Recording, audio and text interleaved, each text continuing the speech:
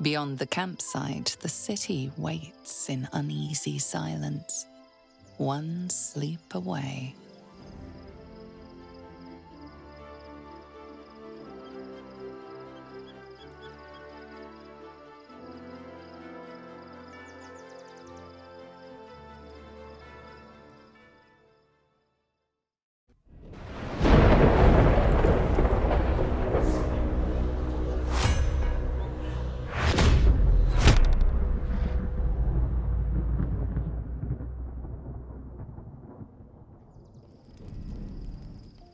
The events of the last days weigh heavily upon you.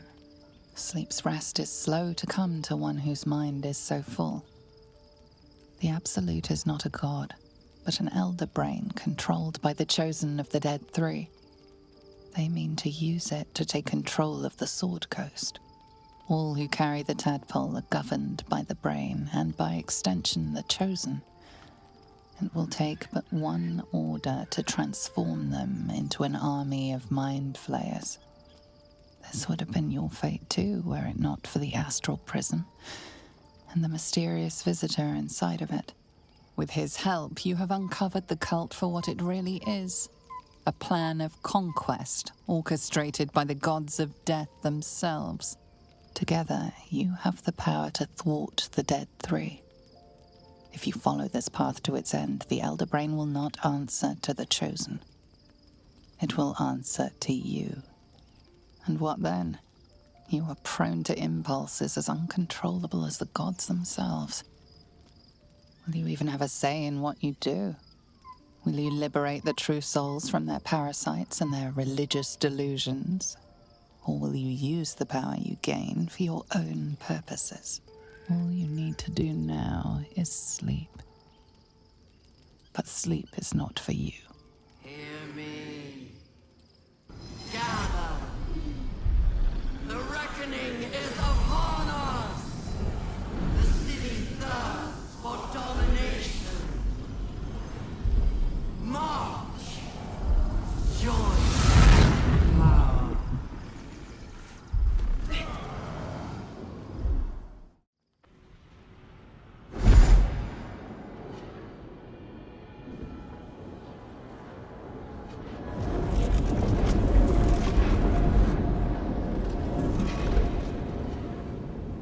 Sylvanas, preserve us!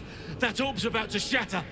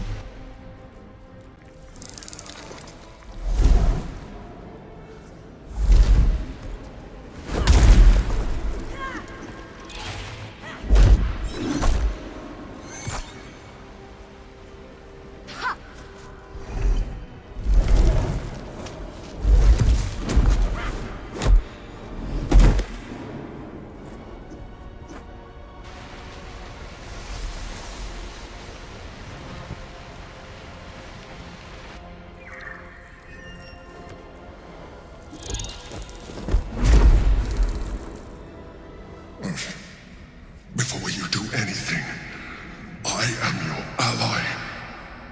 We are in danger. Oh, shit. A mind flayer? The Githyanki is the source of our protection against the Absolute. I must subdue him, or everything we've worked towards is lost.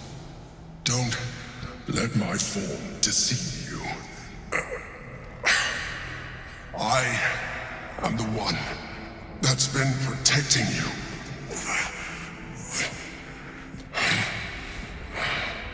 I am the one that came to you in your dreams. Help me.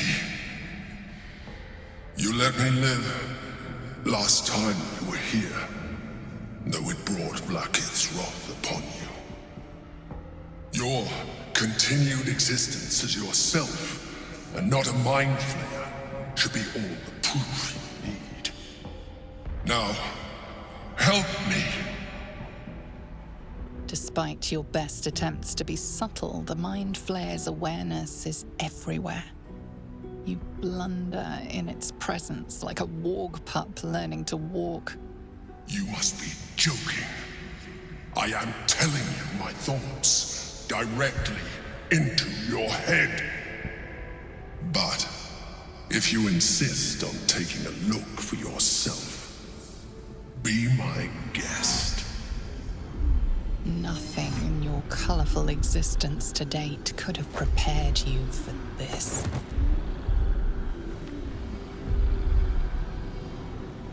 As the horror subsides, you are left with only one coherent thought. You must do whatever you can to subdue the Githyanki. Happy? Now, join me. Fight! Aid an illicit against Githyanki.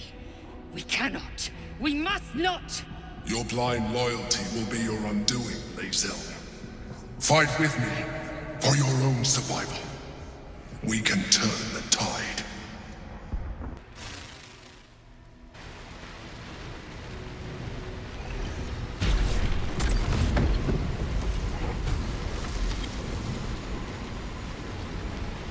Thank you.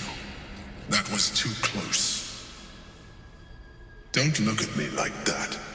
I am a mind flayer, yes. Without me, you would be a slave to the Absolute. It's obscene to owe my life to a damned geich. No more lies, no more tricks. I will have answers! It was necessary. Rare are those that would openly consider a partnership with a mind flayer. Even those who are on a path of becoming one. I was someone once. Someone just like you. An adventurer. I came from Baldur's Gate, though I was never one to be constrained by circumstance. I longed for more. That longing brought me to Moonrise Towers on a search for treasure. To a colony of mind flayers who caught me, changed me into what I am now.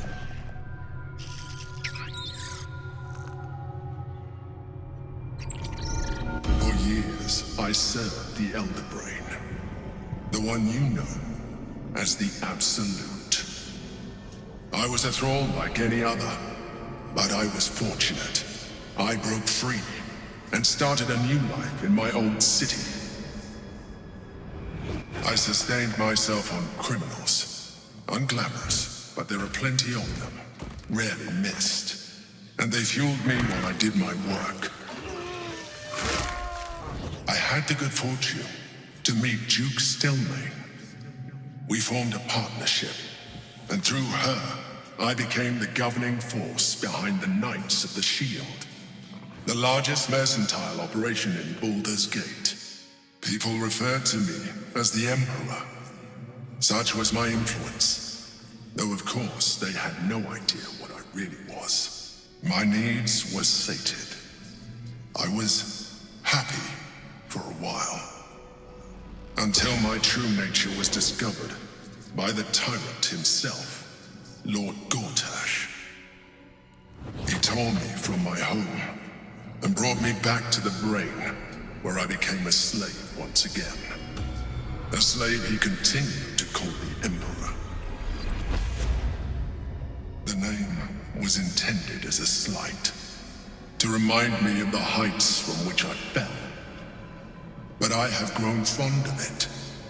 It encapsulates well who I've become. Not all mind flayers are alike. I have always valued freedom above all else, in my past life and present. It has been a burning need within me for as long as I can remember. We fought to tame Prince Orpheus, the son of Gith herself. Orpheus? Impossible. He was slain by Justil Kithrak himself. Quite possible, I assure you. His power has been the source of your continued protection against the voice of the Absolute. The power to disrupt hive-mind communication. It is the same power that enabled Orpheus's mother to bring about the fall of the Illithid Empire eons ago. A power she passed on to him, and that I leveraged for you. When Orpheus's mother left, a usurper took her place. Vlaakith declared herself queen of the Githyanki. Vlaakith wanted his power, but Orpheus rose against her, and so she sealed him and his honor guard within this prison. Bound by infernal chains, Orpheus could never leave. Bound by duty, his guard never would. They were close to breaking my hold on that prince. And if they had succeeded, we would be lost. I am relieved. You have embraced your potential enough that you could help me eliminate them. Alone, Orpheus will be much easier to control. Vlaakith was safe as long as they believed him to be dead. But as you can see, he is very much alive. I don't understand. The histories claim the prince was burned to ash in the skies. Your histories are fabrications. The prince was not killed. As you can very well see, he was in prison. She kept him this way because she was reluctant to eradicate such power. Power that she might one day wish to take from him. If the Githyanki ever find out what she has done, there will be civil war. Vlaakith will be finished. Gortash sent me on a mission to retrieve the astral prison. I was one of many, but the first to find it. How Gortash or the other chosen learned of its existence, I do not know. The moment I found it, I felt a change. My free will returning. I followed the feeling inside, and found Orpheus. I realized what the prison was for. Containment. While my body was within the prison's bounds, my mind was free. I could resist the Elder Brain, the Chosen. Better yet, I could plan to overthrow them. All I needed to do was subdue Orpheus and find allies in the outer world. You. Even though he is subdued, you feel Orpheus's revulsion, a pulsing hatred that cannot be contained. The Emperor is telling the truth. To him, you are just another wretched Illithid. You carry a tadpole. As far as Orpheus is concerned, you are already Illithid, a sworn enemy, just like me. You are already more Illithid than you realize. It has improved you. You seek to reverse an inevitable process. A process of evolution. When I first escaped from the Elder Brain, I too railed against the change. But the longer I have inhabited this form, the more it has grown on me. Even if my original body remained intact after I transformed, I would not return to it. Doing so would only impose limitations. As an Illithid, I have far surpassed who I ever was before. You too should embrace this change. Like it or not, our chances of defeating the Elder Brain are substantially improved if you embrace your latent Illithid potential. I've been studying you for a while now. I believe I can trigger the next stage of your tadpole's life cycle, while continuing to preserve your independence. You have seen what I can do. Imagine yourself with the same strength, the same intelligence, the same devastating beauty. If you let me, I can evolve you.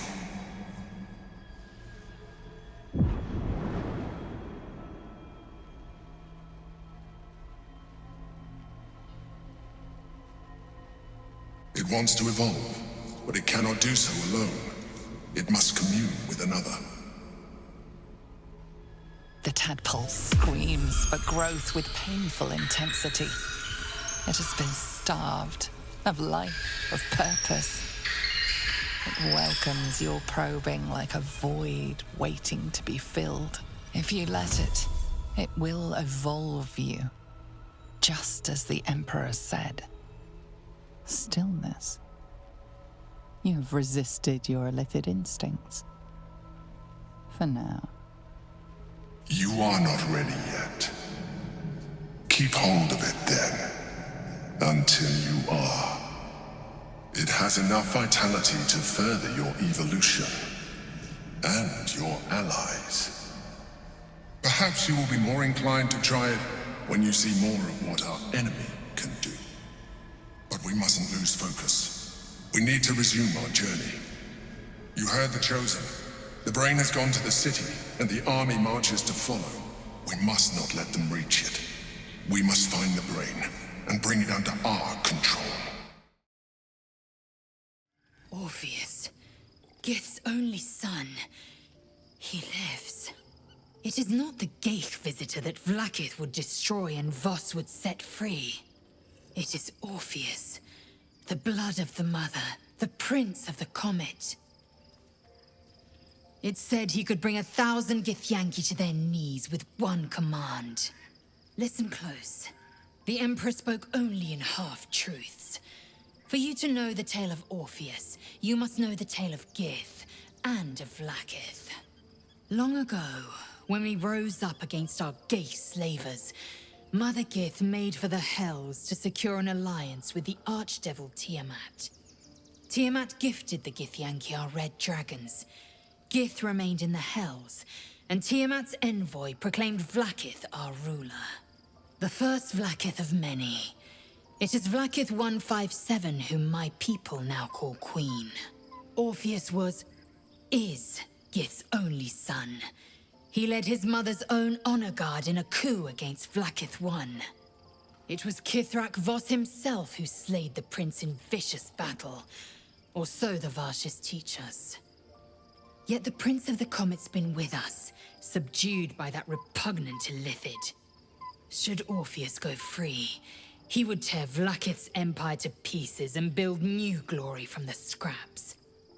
We meet Voss in the city, and we obtain the key to freeing Orpheus from his prison. Every word Voss spoke, he spoke true. Orpheus is the living proof of the Queen's lies, and the living weapon that conquered our Geich slavers. One word from his lips, and the people would doubt. 2 words, and they would rage. 3 words, and they would bow to the true heir. If the Githyanki are to be free, the Prince of the Comet must lead the way. So, there's been a mind flayer inside the artifact, or astral prism, the whole time we've had it. Sounds like utter madness, even though I've seen it with my own eyes. The more I learn, the less I understand just why I was sent to retrieve that thing. But it matters little now. I do not serve Shah anymore, nor the Mother Superior.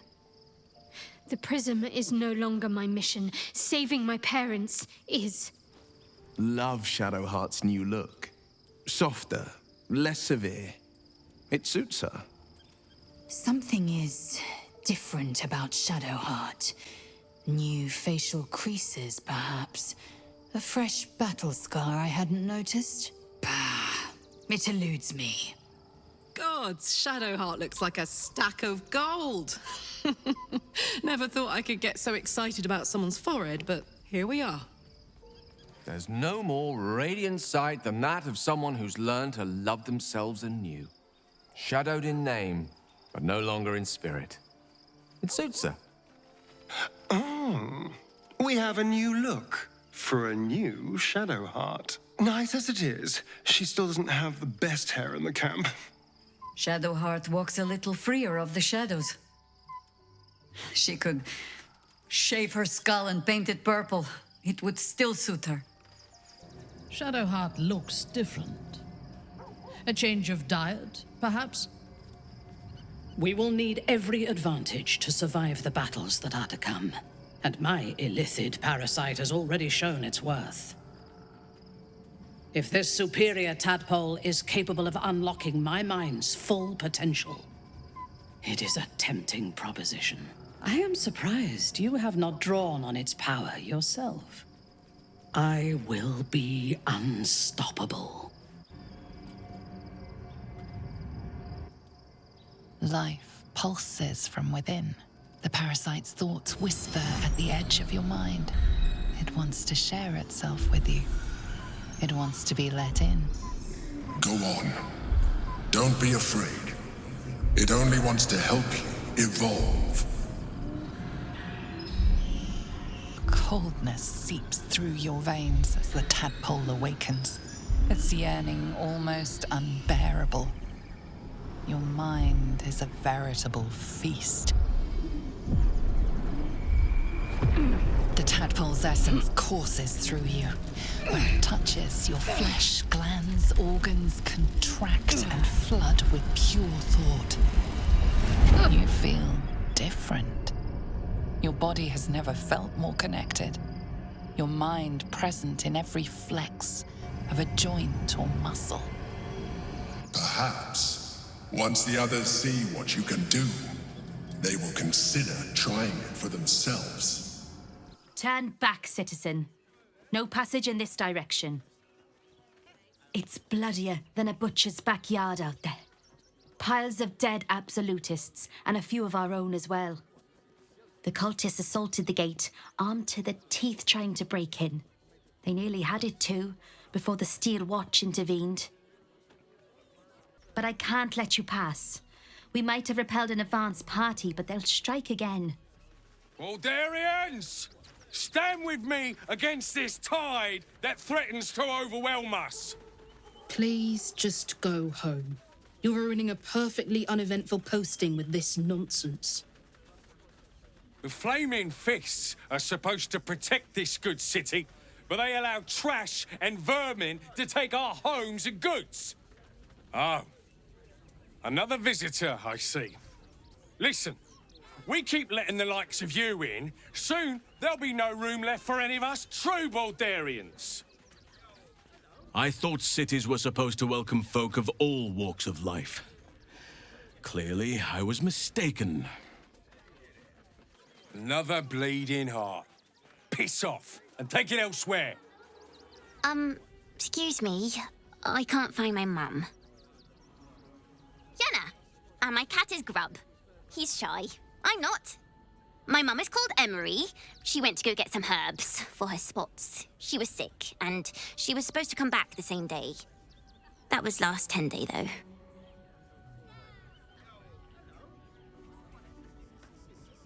Wow. Thanks. My mum would like this.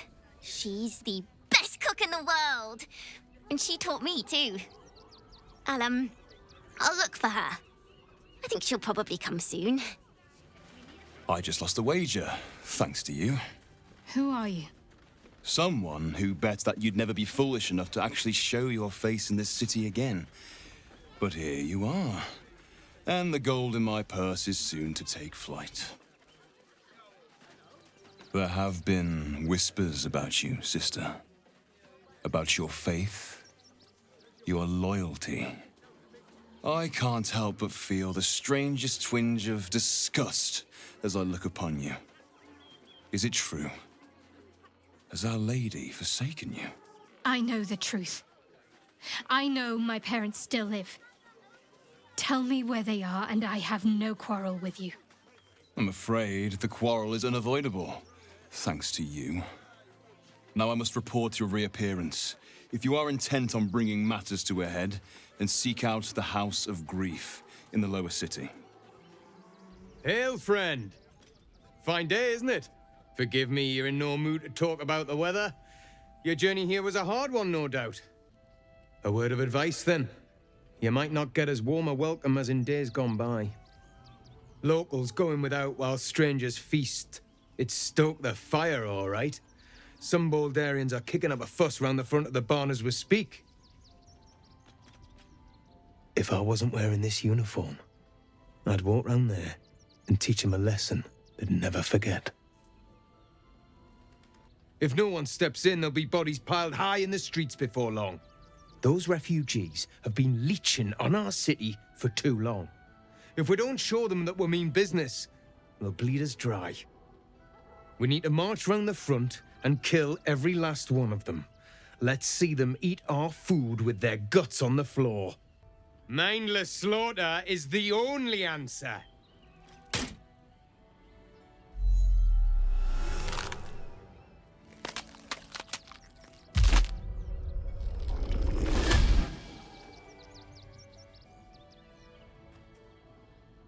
Look at it, come crawling home, hands stained with the Bone Lord's soot.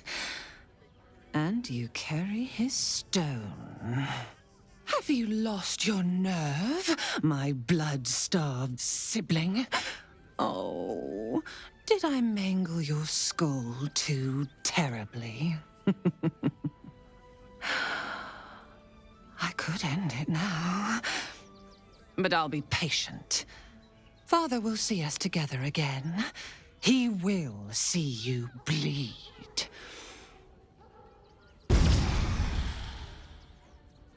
So Bhaal's chosen is a doppelganger. I should not be surprised. They have ever been among his favorite servants. Orin is testing you. Either she thinks herself a predator, playing with her food, or she fears what you might do. She spoke to you in a rather familiar fashion. More shapeshifter mind games, I suppose. Shape-shifting monstrosities of unknown origin. Doppelgangers are unnatural predators. Their latent empathic abilities helping them to know, imitate, and eventually replace their prey. It's not enough. We have a gallery of villains to look out for, but now we could be infiltrated by a shape changer? I can't even tell if any of you are acting strange because you've been replaced, or because this group is full of weirdos. Rechtei hathran rust. Frey valdisk durovna. Frey vald iskablast. You recognize the funeral rites of the Gur people, the same monster hunters you met in the Hag Swamp. Their leader is burning the possessions of those who have fallen. Im orak.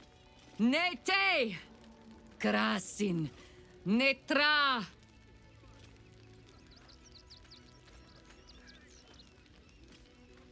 So, the impossible spawn walks among us in the blazing sun. We have been looking for you. The last time your friend came to our camp, he stole our children, our future. When we sent Gandrel after you, we wanted to interrogate you, to discover how to save our children and then destroy you. But things have changed. You have changed. Is it true you left your master? That you broke the spell that binds you to him? Well, I mean, kind of. It's a long story, honestly. Free. Not while his master still lives. But he has perhaps earned a second chance. We have tried to save our children once already, attacking Cazador's palace at first light. Even then, it was too well defended. But if his own spawn approached, someone he thought he could control, he would throw his doors open and welcome you in. And once inside, you could do what we could not. You could save the children you damned. You don't know Cazador like I do. He's merciless. You want me to march into the lion's den and save your children? But I promise you, they're already dead. I spent 200 years bringing him victims. Each and every one was whisked away to be fed on that night. But you never saw him feed yourself. He could keep prisoners for days before killing them. If our children are truly gone, then we ask for blood. I know you can understand that, Spawn. God damn it. Fine. If nothing else, at least killing Cazador will feel good. Thank you. From me and all my people. If you can do this, we will be in your debt. You have lived a life of violence and sin. You have stolen lives, broken families, and caused immeasurable grief. Doing this will not right those wrongs. If you're trying to encourage me, you're failing abysmally. But it will be a start. You may still be redeemed. Please go. Time is short, but we will see you again when it is done. Hi. It's me, Yenna. You remember me, right? You were really nice to me before, and, my mum hasn't come back yet. She might come later. I don't think she's coming. Could we maybe stay here? Of course, girl. You can help me determine who it is doing all this snoring. Yes! You've got a fire and everything. I can cook really good. Whatever you want. Thank you, thank you.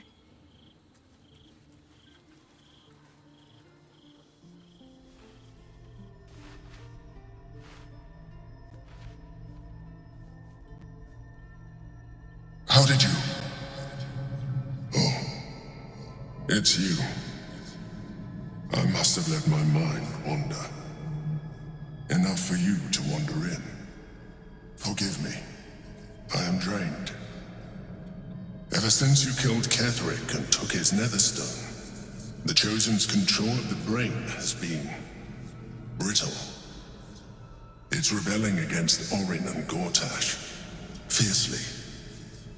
I suspected that when we took Ketherick's stone, the brain would begin to break free. Those brainquakes confirm that my suspicion was correct. I do not know what happens now when it receives their orders, and I do not dare guess. You feel the Emperor's fear as if it were your own. An elder brain enslaved is one thing. An elder brain unleashed will be the end of everything. Beautiful, isn't it? The mighty Prince Orpheus, contained in submissive slumber. Come.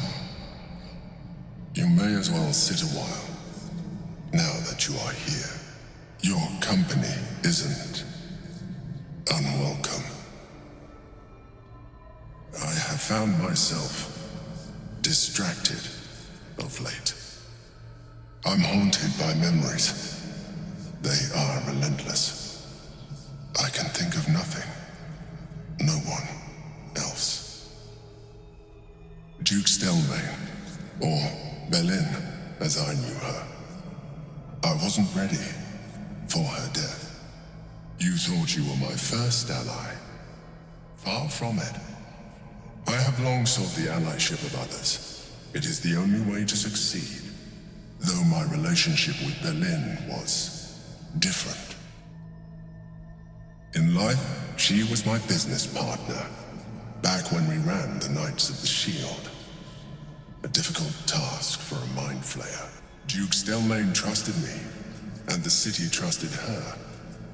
I conceived the plot, but Belin took center stage. It was she who met with the merchants, politicians, and patriarchs. It was she who negotiated deals and signed off on agreements. Her rooms played host to the most important conversations in the city. Together, we brought order to chaos. At its height, everything that happened in that city went through the shield. Through us. I could not have done any of it without her. Just as I cannot do any of this without you. But now, she is gone. Most people think that mind flayers are soulless husks who feel nothing. I am glad you are not most people.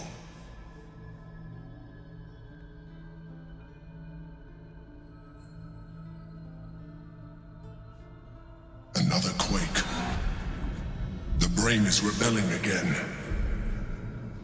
I need to focus. And so do you.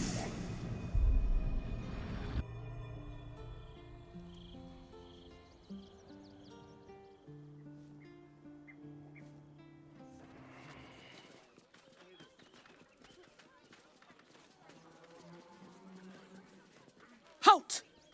By orders of Lord Gortash, refugees are no longer allowed in the city. Turn around. Or do you have the means to support yourself? Right. Article 30.1.5 of the Council's Decree on Extraordinary Wartime Measures. I am confiscating that. The city thanks you for your contribution. Well met, citizen. Your parasite stirs. From the construct, you feel connection, resonance.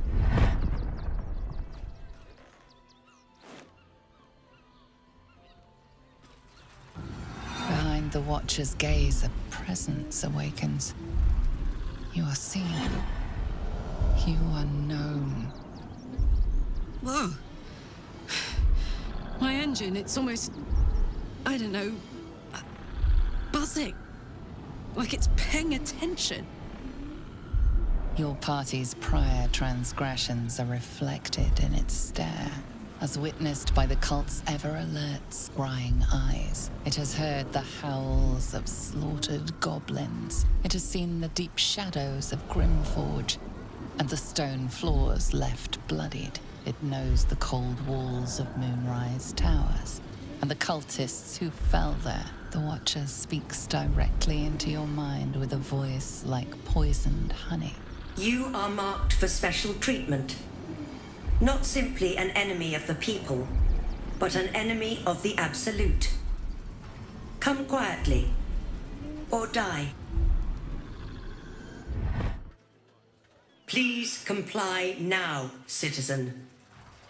I will interpret any further hesitation as resistance. Eat this, you pile of junk!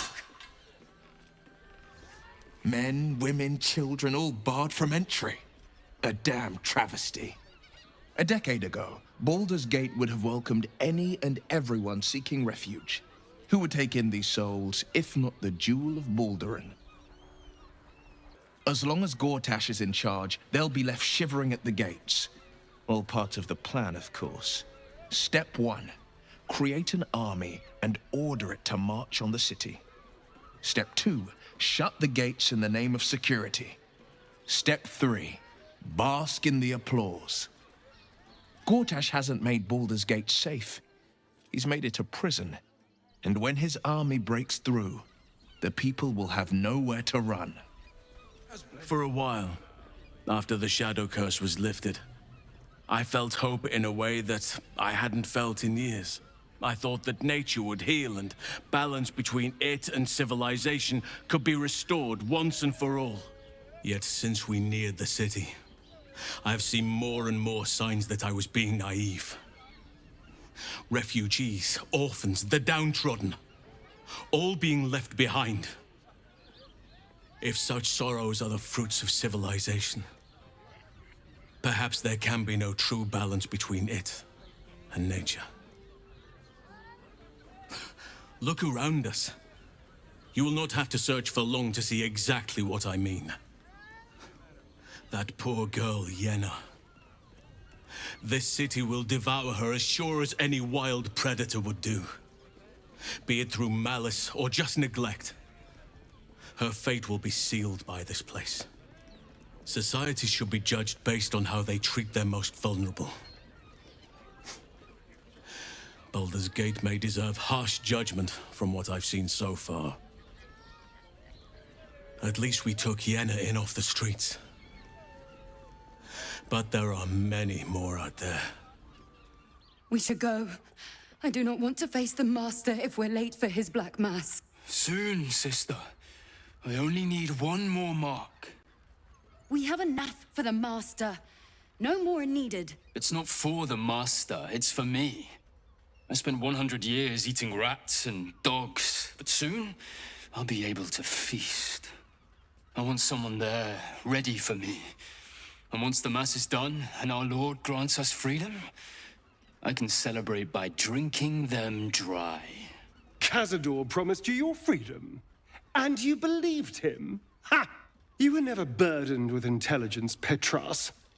But your load seems especially light these days.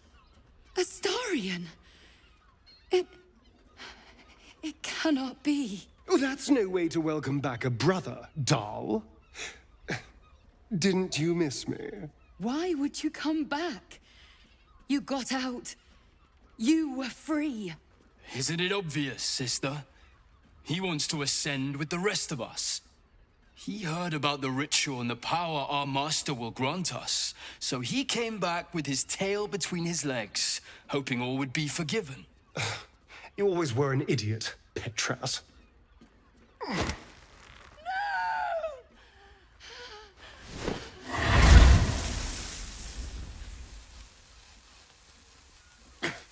Where is he hiding? Tell me! Brother! Please! Tell me what I need to know, or I swear you'll burn!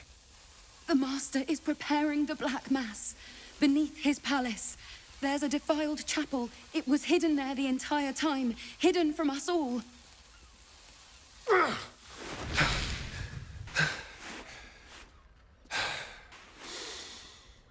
I'm going to stop Cazador. What the hell's happened to you, Astarion? What are you? I'm more than what I was. And I'm not afraid of anything anymore. The sun can't harm me. Cazador can't compel me. I'm the only person who can stop him. Now go, before I change my mind about roasting you, brother. This isn't over, Astarion.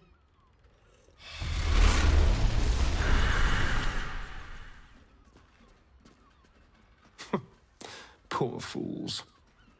They actually think Cazador will save them. They're no threat to us. And they have no choice but to do Cazador's bidding. I pity them. Worst of all, they don't know their fate's already set. They're doomed. The only question is whether their lives will be sacrificed to a monster like Cazador, or serve a greater purpose. 7 sigils on 7 spawn. And Cazador has the other 6. We have to face him and take that power for ourselves. And now we know he's skulking beneath his palace. We can take the hunt to Cazador. All right, let's go. This place stinks of rat blood and despair. A weary traveler, battered and bruised, you come for sustenance, no, decadence. But we are blessed to have a devil in residence at the moment, a temporary guest. But he asked that I send any potential clients his way. Everyone who's paid a visit looks quite changed by the experience. Raphael. Exceedingly handsome, and with a voice that could make the foulest blasphemy seem the sweetest hymn. Damn, Hoots! That new batch burns stronger than a pit fiend's fist. I'll take that as a compliment. Take it however you want. But I'll be having my usual from now on. Something's off about this one. On your guard. Oh. It's Raphael's favorite misadventurer. Good to see you again, even if you have put me out of pocket. The boss bet me 5 soul coins you'd reach the city in one piece. He rented a room upstairs in the hope that you'd drop by. He wants to help you save the world. What else? Take your time. Have a drink. Sample the goods. Go see him when you're feeling refreshed. You must hear me, devil. I will do whatever it takes. Give you anything you ask. There is only one thing in this world that I desire. You do not have it, and you never will. The Kithrak? What deal would he make with this devil? You must help me, Raphael, for the sake of my people. Hush now, Voss. These guests may not know it yet, but they want the same thing that you do. And unlike you, they have something of value to offer in return. Lae'zel, Talak Magir. The devil holds the key to freeing the Gith people. Right here, right now. You could seal our fate. Whatever you discuss with this devil, I must hear of it. Find me below in the tap room, once you're loosed from his claws.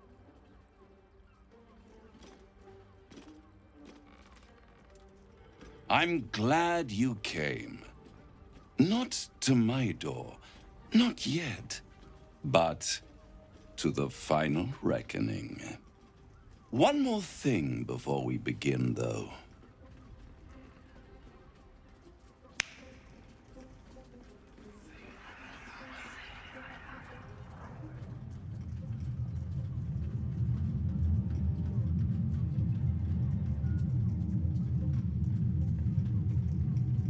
For the first time since the Nautiloid, your mind is clear.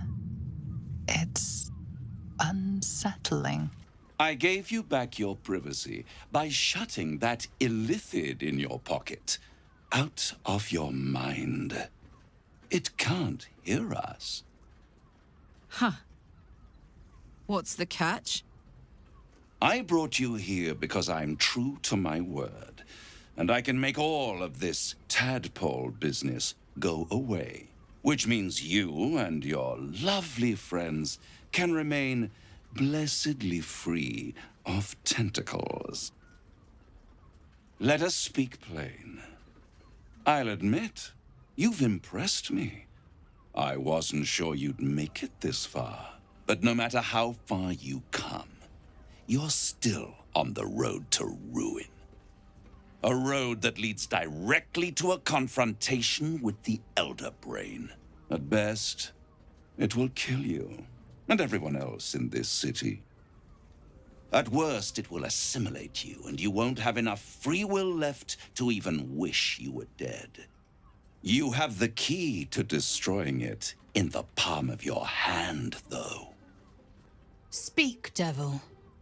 We're listening. The Orphic Hammer. An artifact capable of shattering the chains that hold Prince Orpheus is held securely in my House of Hope, even now.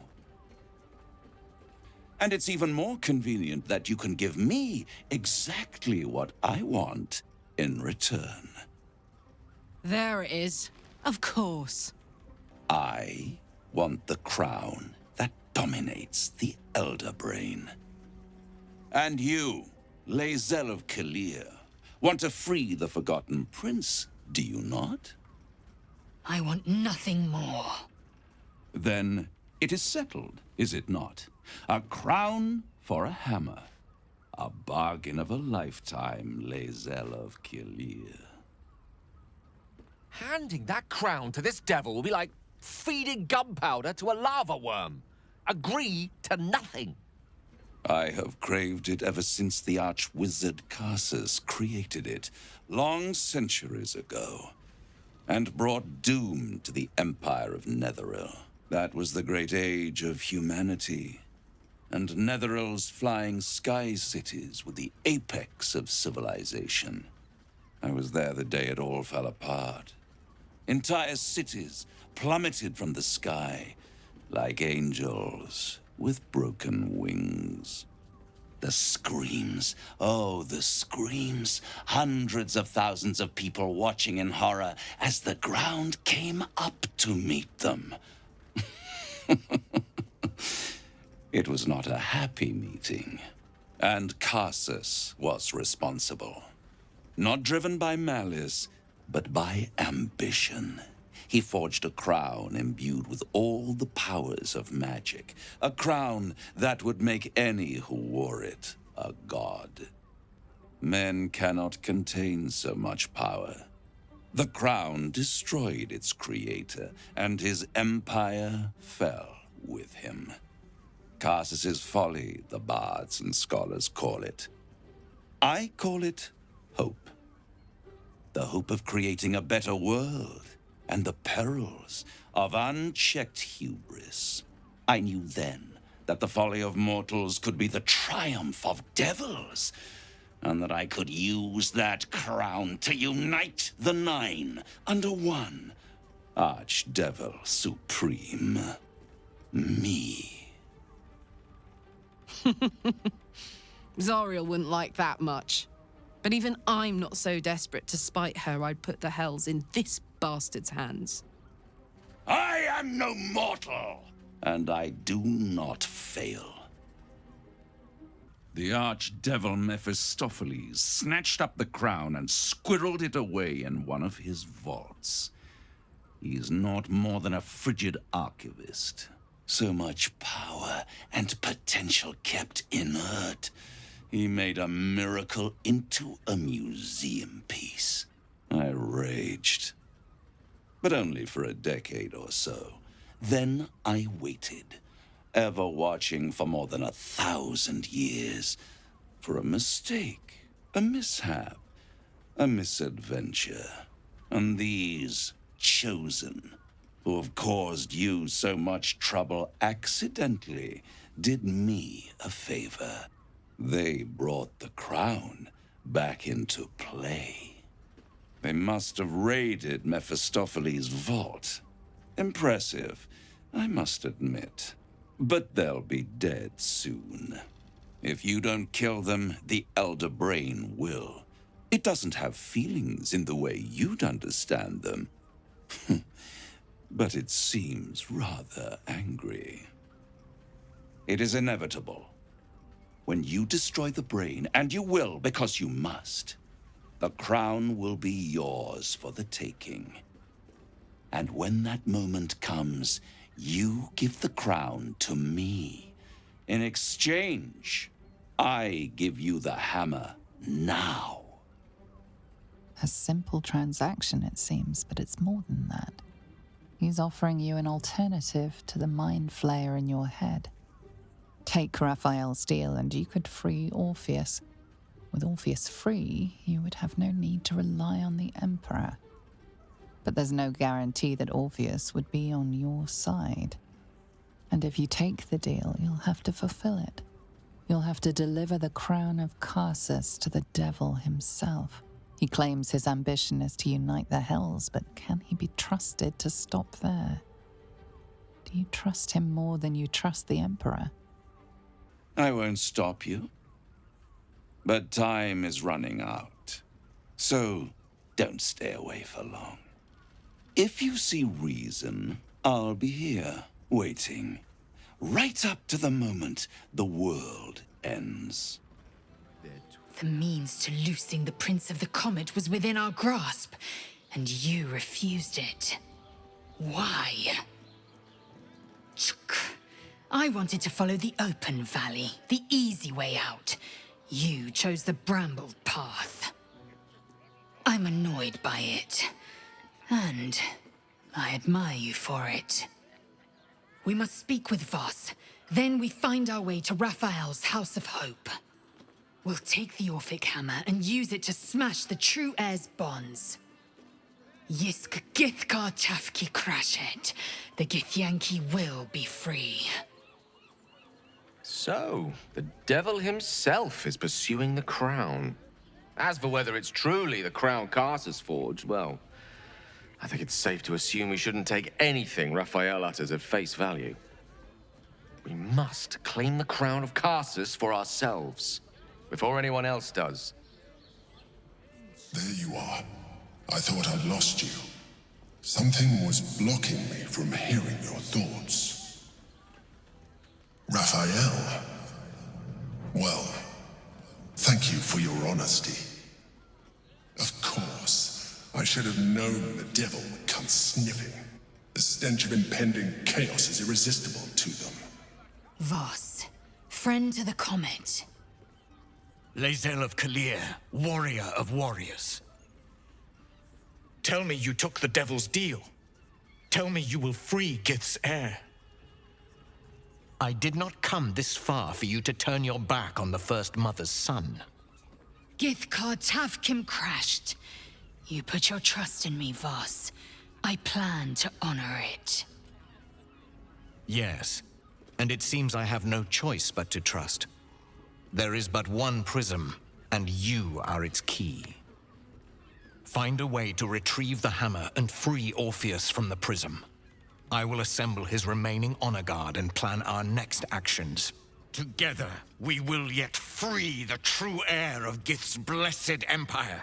He will free us from Vlaakith and lead our Kithraki against the Geich. Istik, I will wait in the underground. Seek me when you have the hammer in hand. The Prince of the Comet aches for Githyanki liberation more than he abhors Geich. He might seethe when you free him. He might gnash his teeth and slander your name. But he will see reason. I promise you. You are wasting your time, and mine. Our true enemy is the Elder Brain. Focus your mind there. I have not been overly generous with the truth. I came here to learn of the Chosen, true enough. But I set my heart for searching for someone else, too. Tell me, what do you know of a man named Minsk of Rashiman? Your ruined brain lurches and bilious intestines squirm. A hero, an enemy most foul. Whatever blow to the head has addled your thoughts. Take comfort. You and Minsk have that in common.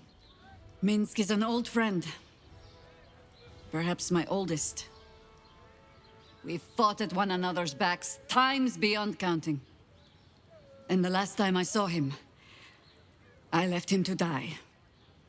The world takes much from those who presume to defend it. But sometimes, you get to take it back. So don't be sorry, because I mean to use you, if you're willing. Infection, indoctrination, eradication. That has been the fate of everyone the cult has captured so far, but it has not been yours. With your help, perhaps it need not be Minsk's either. Sorry, chum, can't let you through. Wyrm's Rock's closed for the day. Not close to Duke Older Ravengard's own son, surely. Well, be. You don't look the posh sort. Last door on the right. Go on. Make merry.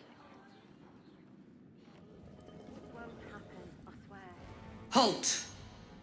We do not know how you gained entry, but your trespass shall not be punished. Lord Gortash has been expecting you. The Watcher's presence fades, but another takes its place. Confident, dominant, commanding. Greetings, old friend. Orin told me you were on your way here, but I scarcely believed it. Welcome back to Baldur's Gate. Welcome home. Allow me to formally invite you to my inauguration. Make your way to the ceremonial hall. If it isn't little Will, straight to your handler. And I didn't even have to whistle. Mizora, I've had enough. You owe your life to me. Time to end the pact. Feeling cheeky, are we? Most unbecoming. Heard about your father. The Absolute's puppet. A damned travesty, if you ask me. He's upstairs in Wyrm's Rock, ordaining Gortash as Archduke. A splendid party, I hear. Perfect for crashing. Go on up. We'll talk after. Kinspeople, Baldurians, friends, thank you for joining me on this exceptional day. It's him. Gortash! This is it? I can practically taste his blood from here. My father's here, Karlach. Cool your fires. He must not come to harm. So we bide our time. But make no mistake, that monkey is mine. A moment, please, my friends. An old acquaintance has come to pay their respects.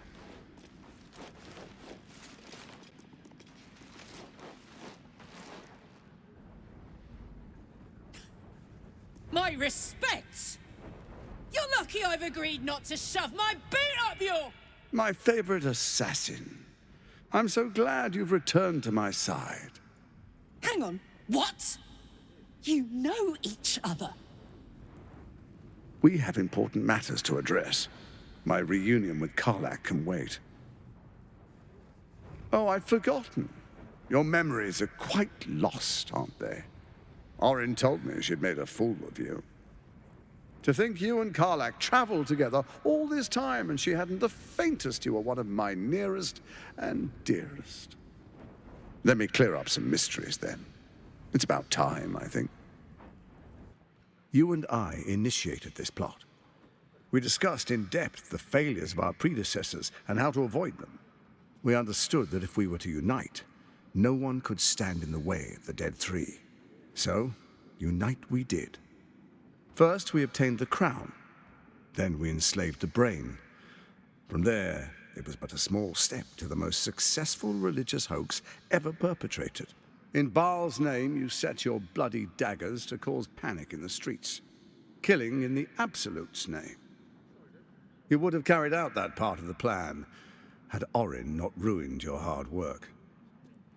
Next, the threat of the Absolute's monstrous armies formed by Merkel's general, Ketheric Thorn. In such circumstances, people crave strong leaders. Leaders that bring law, order, and protection. Leaders like me, Bane's unyielding hand, author of justice. You are soon to witness the people of Baldur's Gate granting me complete power over them, all out of fear of the Absolute. The faithful will do anything in the name of their god. It was all going so well, until you vanished.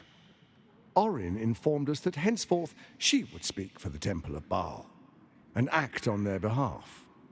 But she made a mess of things. Unlike you, she cannot control herself.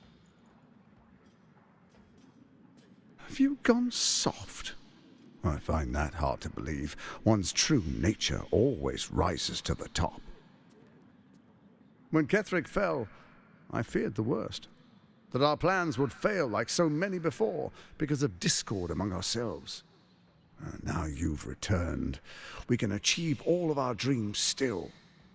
You brought Thorm's Netherstone. You know, it takes all three to control the brain.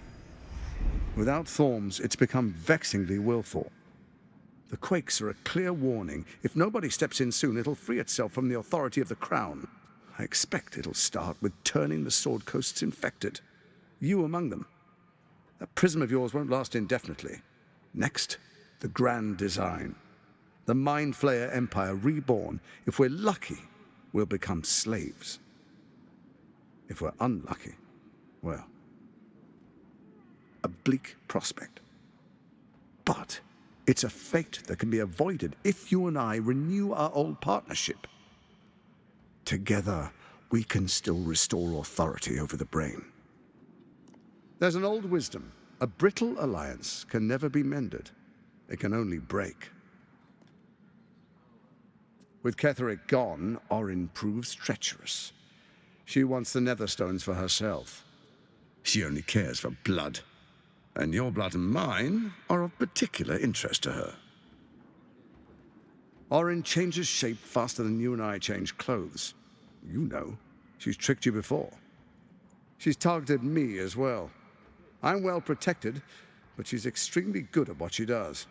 If Orin obtains all three Netherstones, she'll plunge the coast into chaos and paint the city in blood.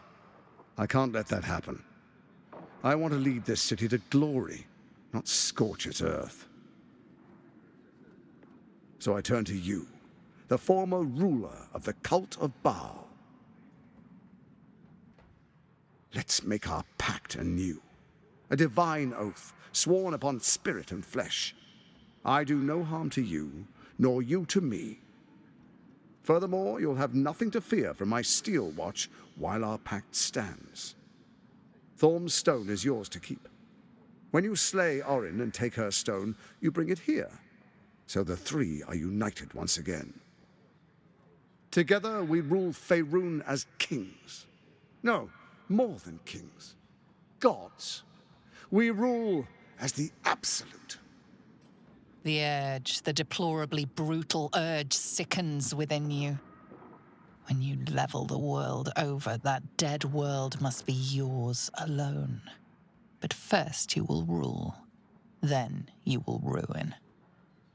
What do you say? Shall we be allies? I can detect no deceit. This alliance could serve us well. And if it does not, well, we need not honor it. An ally could be useful, at least for now. And when he's no longer useful, well, we can dispose of him then. Gortash's eyes blink in a consistent rhythm. He stands calmly, confidently. He fully intends to share his kingdom with you. Perhaps a demonstration of why you need my help will motivate you to make the right decision. Your camp is compromised. One among you is an imposter, a faceless. Who, I can't say. I'd suggest a thorough investigation. You'll find I speak the truth. A shapeshifter? It could be anyone. I mean, it's not me, but it could be anyone else. The faceless in your camp is like a knife at your throat. Remove it quickly, or any alliance between us would be exceedingly short-lived. Even horror has a home. Find her nest and slay her there. The Bhaal Temple, your old haunt, now reeks of her ichors.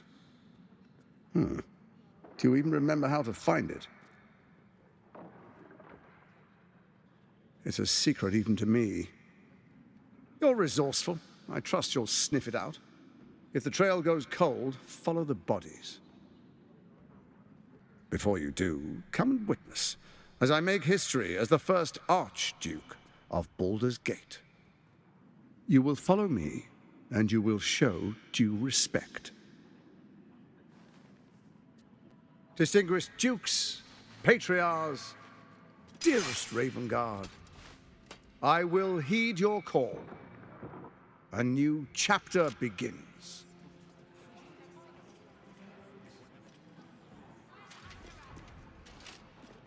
Enver Gortash, swearest thou by Balduran's blade to defend the citizens of Baldur's Gate from enemies within and without? I swear.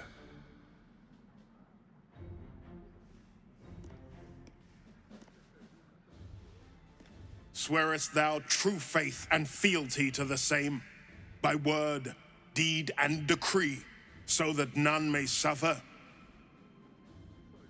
I swear. Gathered guests, grant ye consent?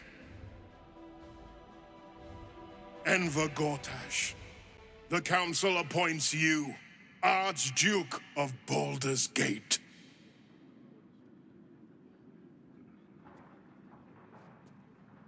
My friends, the steel watch stands ready. Let its blade fall on any who would diminish our city. And you, honored guest, will find me in my office above when you return. Do not come empty-handed. So there you have it. Lord Enver Gortash in all his glory. Fucker always had expensive taste. I don't know how anyone in this hall could fall for this charade. And they expect these big metal monsters to tuck them in at night while the Absolute knocks on the gates. If only they knew the truth. The Dead Three orchestrated all of this. And it's working. I wish this city, the people running it, were smarter than me. Gortash isn't their salvation. He's the monster at the gate. What did I tell you? A momentous occasion. I'm sure you agree. I've had enough, Mizora. What do you want? Your attention, little pup. Nothing more. And you'll be glad to give it. You see, Gortash has had your father relocated. Shit. Your dad's good as dead, pup. And to think, there's no way to save him. Or is there? You know something. I know enough. I'll be in your camp if you want to work something out.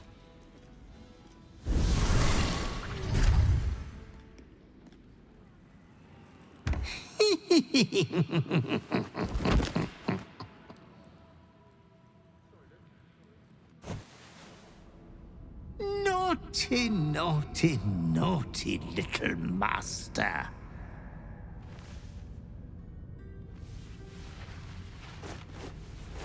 You have disobeyed your father's wishes one time too many. For she who fights with monsters should look to it that she herself becomes a monster. When you gaze long into the abyss also gazes into you. Another will embrace what you have rejected. And that other will be your death. But your father loves you dearly. You may hurt yourself yet. Slaughter your line. Become the last of your name. Lord Bhaal shall have but one chosen. Memories flood back, snatches of your story written in the blood of 1,000 victims. Years spent in worship of Bhaal, leading his savage congregation in prayer, sacrifice, and slaughter. You were their master, and he was yours. A cruel master, a dread lord, a devoted father. All is as you feared. You are a spawn of Bhaal, his heir, his scion. You are not the last of your name. Not yet. There is another. The abomination wrapped in flesh you saw in the colony. Orin. It's time for a family reunion. But be wary of your confessors. Will friend turn to foe, knowing what you are? Aye, aye. Pull up a seat. If you can find one spare, that is. I tell you what, the murder upstairs has brought some punters, but it's also really spooked folk out of renting rooms. If we get you staying up there, perhaps folk will calm down and realise there's naught to worry about. You can have the whole upstairs floor until this killer thing blows over. Top floor's all yours. If it gets a bit too noisy at night, well, don't sleep above a pub. Welcome to the lower city, where Baldur's Gate truly comes alive. Mind flayers are like devils. They just sport tentacles rather than wings. Clever, manipulative, exploitative. The Emperor says he's a friend. I think we'd be fools to believe him. Maybe it's true. Maybe Stelmane allied with a mind flayer and subjected the city to their political will. Or maybe he made an offer she couldn't refuse. I met her twice. The first time, I was a boy of 7 or 8, at a banquet in the Flaming Fist's honor. One look and I was smitten. Chestnut hair that flowed behind her like willow fronds, as she floated from one room to the next as if carried by clouds. The second time, Stelmane was different. Even with the aid of a cane, each step she took was a struggle. Every word she spoke took great physical effort. A stroke victim, I asked Father later. No, he said. A stroke survivor. You sense uncertainty in Will's voice. He questions his father's explanation. Something's always gnawed at me. At the banquet, Stelmane didn't seem to look at us, but through us. But that second time, her gaze never left me. It was steel, sharp and unyielding. It could just be my imagination, but I always felt that it was more than a stroke that had changed her. What, though? I couldn't say. But think about this. My father was tadpoled. Stelmane is dead. The people are frightened and the council's in disarray. To exert control, you must first sow chaos. A tyrant's strategy, as Father would say. These murders aren't random acts. Someone powerful is guiding the killer's hand, and the city is made weaker for it. This is the city proper, is it? I didn't expect it to be so outrageously ordinary. The urges are calling on you again, aren't they? I haven't seen you sleep through the night once in the past days. Well, it certainly sheds some light on the sleepless night you spent tied up trying to slit my throat. Bloody hells. A Bhaal spawn. A Bhaal spawn? Gosh. You are a mortal child of Bhaal. I'm not surprised. You've become death incarnate. Mighty, yes. And altogether unpredictable and intractable. Probably more Baldurian parents scare their children with stories of your kind than mine. I thought your kind was extinct. Goes to show. You should always check your facts. Elghor, Doktak, Slayer. There are many names for you, and all of them inspire dread. That's a heavy weight. I know you can carry it, but it's heavy all the same. I suppose that makes you quite remarkable. Though not in a way I'd envy, perhaps. Hells. It explains so much. I know what it is to have a closer connection than most with the gods. But with Bhaal, that's not a bond I'd like to be bound with. Yours is a heritage of murder. It cannot be ignored or evaded. You will either kill or be killed. We must find the Temple of Bhaal, slaughter Orin, and claim your inheritance. From what little I can recall hearing of Bhaal's mortal children, not all succumb to his influence. Perhaps you can still resist your nature. Listen to me. I knew another like you. Gorian's ward. One of Baldur's Gate's great heroes. Bhaal's blood ran through their veins too. They burned away their own darkness with their own inner light. They chose courage. They chose honor. And so can you. You are so much more than your parents. You're more than the affliction that wants to consume you. You are my friend. And you get to choose your destiny. Choose well, all right? Please. I can scarcely imagine life without your company now. And, of course, I made a promise to help you. One I intend to fulfill. So, how are you feeling? Keen to reconnect with your family? Or ready to throw yourself in an oubliette? You know, I didn't realize you and I were so alike. I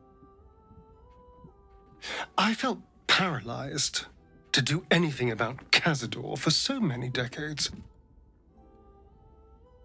I gave up on myself. I gave up on any hope of escape after a few lashes.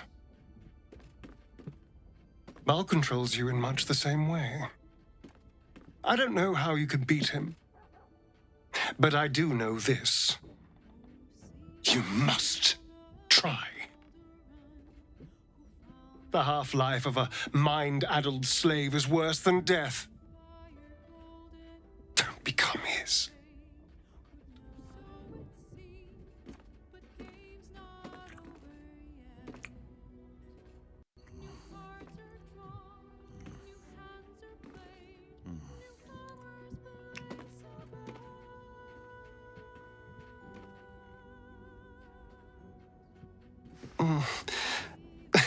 I do rather like that, you know.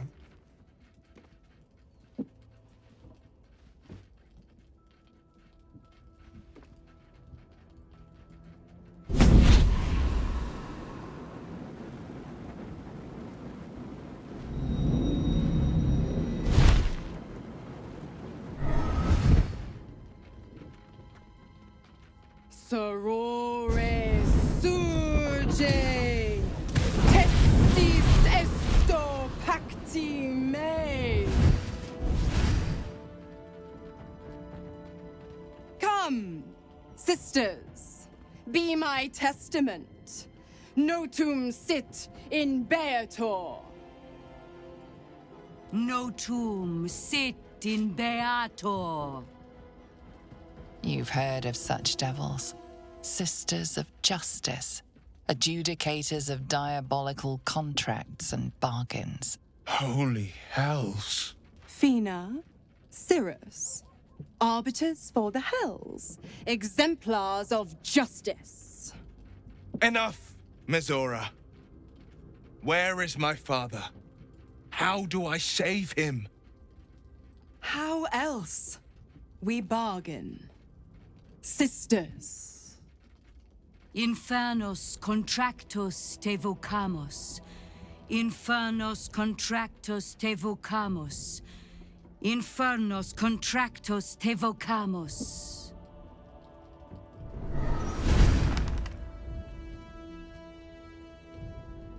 Your contract, Will. Signed in blood, forged in fire, bound in bone, but not unbreakable. A life for a life. No contract is ended without sacrifice. The cost must be paid.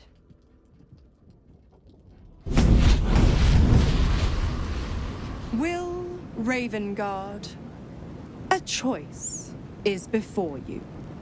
Option 1. I show you the way to your father.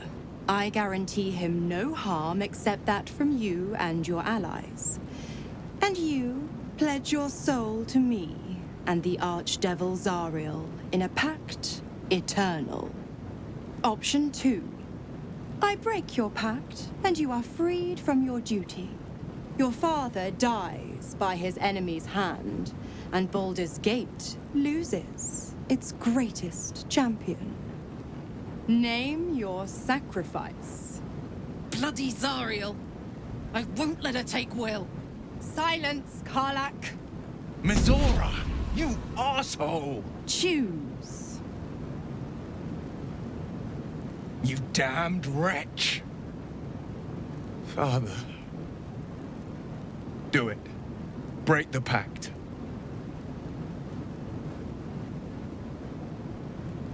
Fiat ita. Fiat ita. Anima ad beator.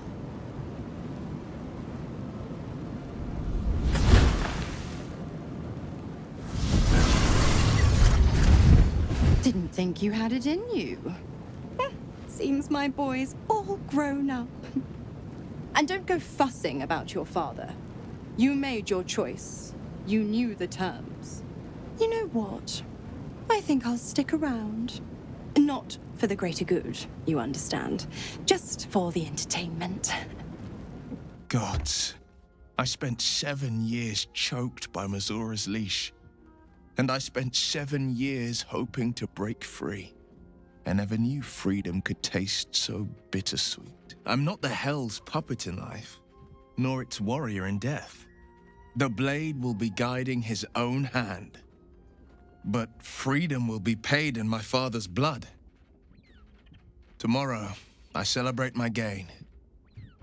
Today, I mourn my loss. A moment passes.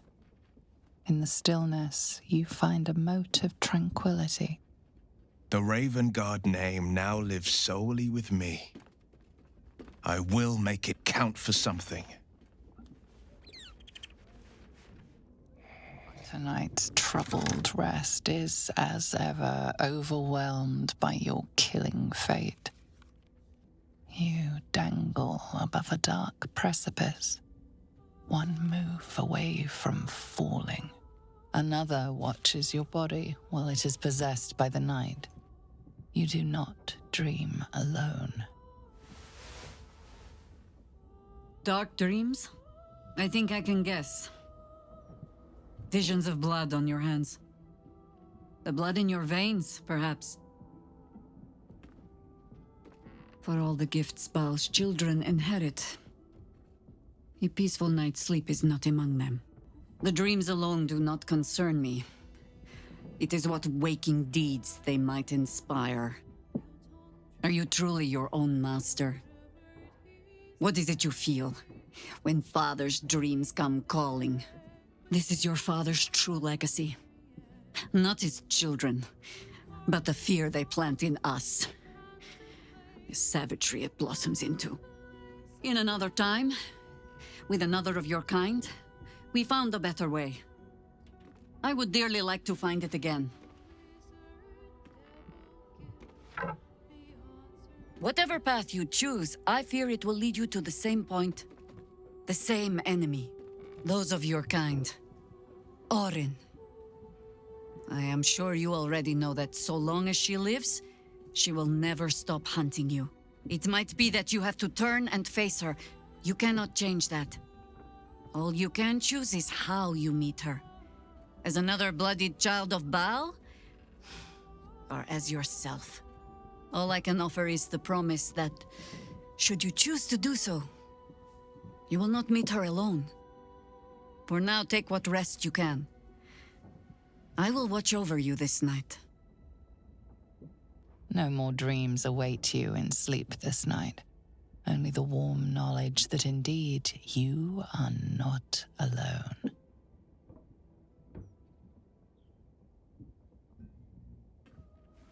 Little Will's all grown up. From now on, I promise him the same measure of respect he's shown his father. Oh, I almost forgot. Will sold his father's life for his freedom. My mistake.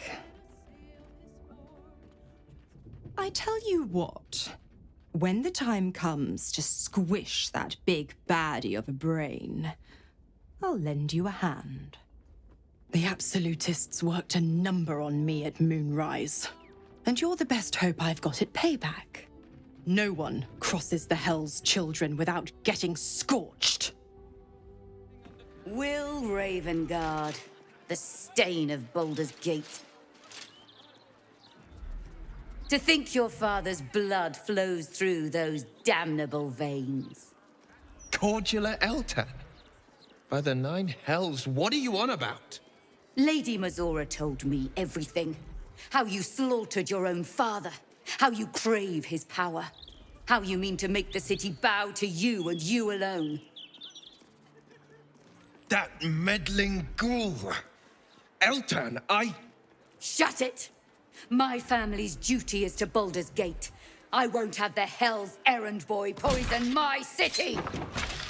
The Blade of Frontiers, hero of the Sword Coast, and his own father's killer. I can barely believe it. Stand down!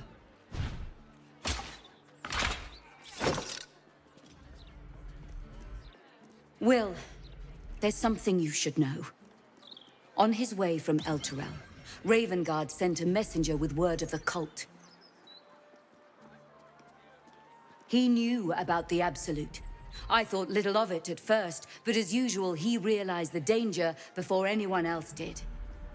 He understood that if the cult would be successful in raising an army, Baldur's Gate would be doomed. And he knew that to protect the city, one trained in the ways of the champion would have to rouse the Wyrm living beneath. If I'm not mistaken, that would be you. A bronze dragon, to be precise. He sleeps beneath us, even now, awaiting a hero to rouse him. The Wyrm goes by many names. Ansur, the waiting storm, the heart of the gate. He promised Baldur he'd protect the city if ever its existence was threatened, but just the once. Your father was right. We need Ansur's help. With him gone, the Wyrm's awakening now falls to you. Take this, the legend of Ansur. The bards call it a tall tale, but every last word is true. Baldur's Gate stands on the brink of the abyss. We'll need all the help we can get. Let's awaken the Wyrm and take back the city. Ravengard's blood courses through your veins. Your father would be proud. I should go, gather allies. We'll join you in your hour of need. Free the Wyrm. Let his tempest swallow the Absolute and its allies. May Lady Tymora smile upon you. The statue before you bears a familiar likeness. It is Baldur, the celebrated adventurer who founded the city of Baldur's Gate. Beyond lies the Grand Wyrm, deep in slumber, awaiting a true hero's advent. Should my domain drown in torment, are you worthy? Poetic nonsense. There is no Wyrm and no savior. You sense neither life nor spirit within the statue. A powerful variant of magic mouth has been cast on it, allowing it to speak only recorded messages. Ancient Ansur, hear me. A champion is proclaimed. The test begins. Let your judgment follow.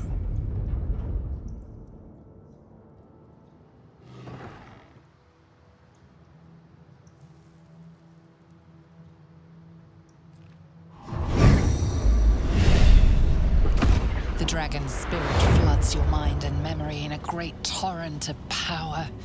He is with you. He is within you. He is you. The next words that spill from your mouth are not yours, but the Wyrm's. I am Ansur, heart of the gate, butchered in flesh, risen in spirit. Ansur wends his way through your mind like an unstoppable river. Your body is unmoving, yet thought flows effortlessly between you. The spirit pauses, and you feel the astral prism stir. Ansur senses the Emperor's presence within it. Answer me, Facey.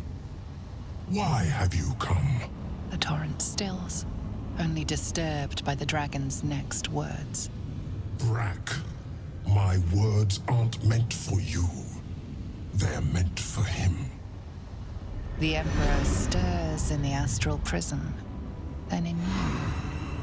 Calm, curious, and detached.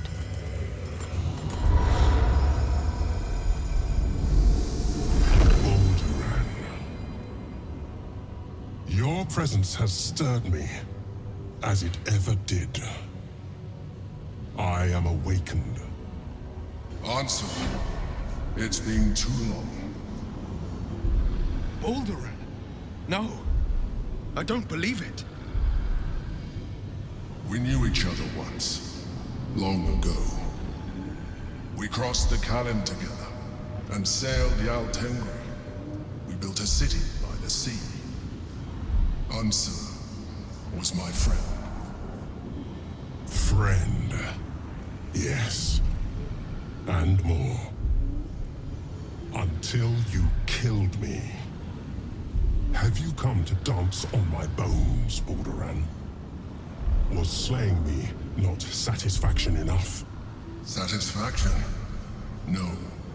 You left me no choice. You had every choice. You were becoming illithid.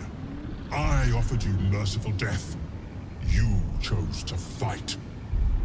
And now you bring your thrall before me.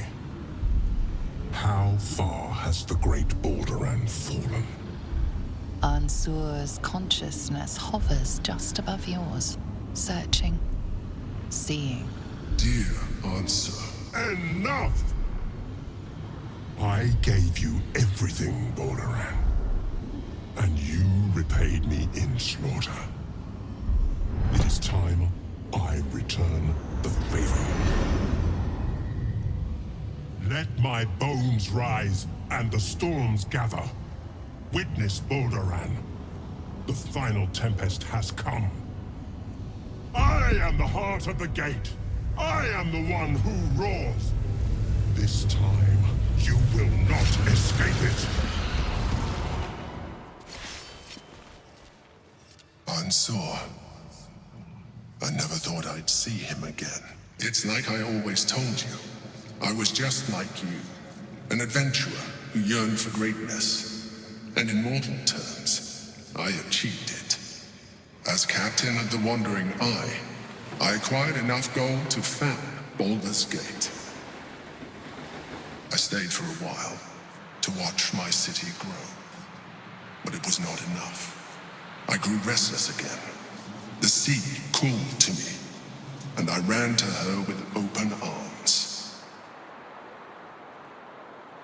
Life at sea was not easy. Our last adventure was ruinous. My ship was destroyed, my crew lost, but my spirit was far from broken. I was determined to return in triumph once again. I heard of treasure in Moonrise. I strove to find it. What I found was an illithid colony, where I acquired a tadpole much like yours, and became a mind flayer, enthralled to the Elder Brain. It was Ansur who found me. Ansur who pulled me from the Brain's domination. Ansur who brought me home. He sought to cure me of my sickness, called on every healer he could find, nearly broke his spirit in the attempt. But he failed to understand. I wanted no healing. I was not sick. Even after he had exhausted all possibility of reversing my condition, he still clung to hope. I tried to convince him of my reality. I was on the cusp of greatness beyond my wildest dreams. But all he could see was a mind flayer. He came to me as I slept, a mercy killing in his mind. I saw the tears. I felt his grief. I had no choice but to kill him first. It was an act of self-preservation. Do not think that I am ignorant of what I have lost. I may not regret my actions, but I do regret that they were necessary. While the past is beyond my influence, the present is not. It is time we move on. 2 nether stones remain in the hands of the Chosen. We must find them before we confront the Brain. There'll be no great tempest roaring through the skies, no dragon redeemer to save us. What hope then for Baldur's Gate? Without the great Wyrm's aid, is the city doomed to fall? You braved the Wyrm's lair, seeking a savior. Yet it was you, all of you, who vanquished the undead abomination which Ansur became. You are more powerful than you understand. It is you who are the Tempest. It is you who are the heart of the gate. Hate to say it, Will, but I agree with the Mind Flayer. Baldur's Gate doesn't need a dragon. It needs you. You're right. We are the warriors who'll slay the Absolute. We are the guardians who'll defend this fair city. I could even claim my father's own ducal title and carry his banner after this. Grand Duke Will Ravengard, Marshal of the Flaming Fist, the city's truest defender. Take it from me. People might take one look at you and start running their mouths. But you don't need them. You're right. I fought to right the wrongs of the coast, to slay the monsters that hunt the helpless. What good is a champion who puts himself above the people? What good am I as a politician just out of reach? There will be no Grand Duke Will Ravengard, and there will be no Blade of Frontiers. I am now the Blade of Avernus. For as long as demons and devils imperil the Sword Coast, they will be my prey. The Blade of Avernus. I scout both the Hells and the Coast's havens, and I destroy every fiend that dares put its eye on Faerun. A calm settles over you. The Elder Brain is a menace, but with the Blade of Avernus at your side, you know you will triumph. I never quite realized how burdened I was until I met you. I wager you don't even know how extraordinary you truly are. But I do. I have lived a very long time. I have taken many lovers. My heart does not stir lightly. I want more than to fight at your side, or sit around the campfire with you. I want to lay with you under the stars and feel your skin against mine. I think you feel the same way.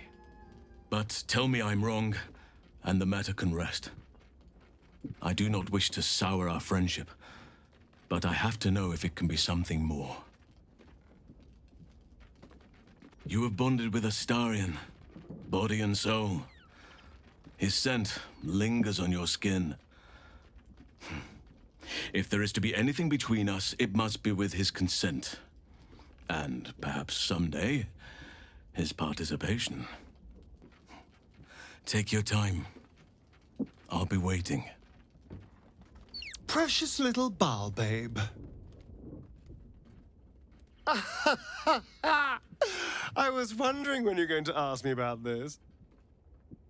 The man can't stay quiet about enjoying the freedom of nature's gifts. I bet he'd outlaw clothing if he could. I'm happy for you to have as much Halcyon as you wish, but I do have one question. It's not because, you know, we haven't in a while. I know, I was being foolish. Go right on with Halcyon. Far be it from me to hold your hunger against you. Somehow I am not the least part surprised. Now I need to restrain myself until we're afforded a quiet moment. Seek your bedroll when you are ready, but do not expect much sleep.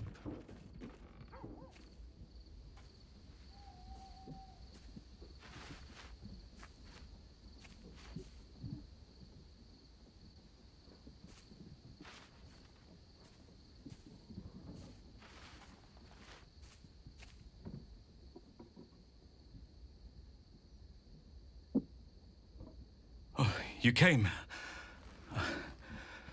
I was concerned you might have had doubts, or that this might have all been too soon. And you're perfect. I'm almost frightened to touch you. If I give in, I may not be able to stop until I've devoured you. But nevertheless, I will be gentle.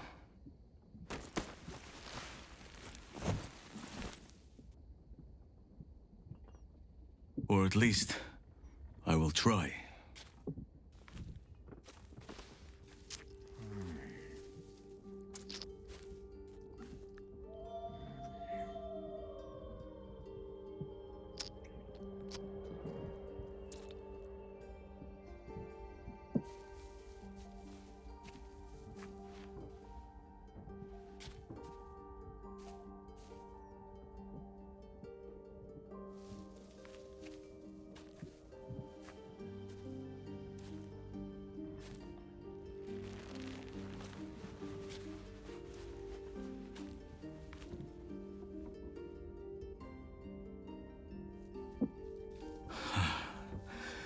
Just as nature intended. Come here to me.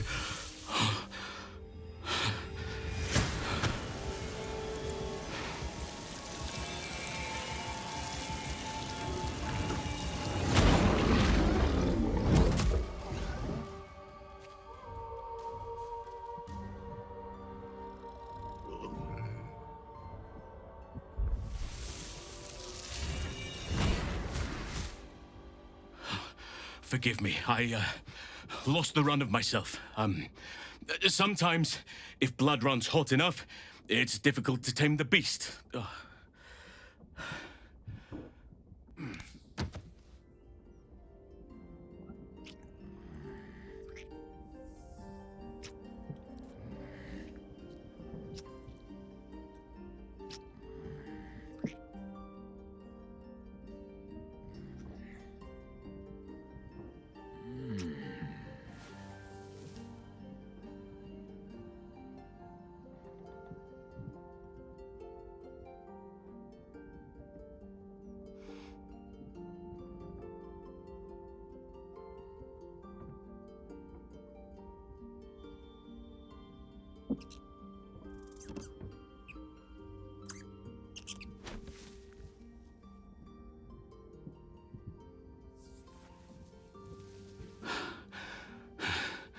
More?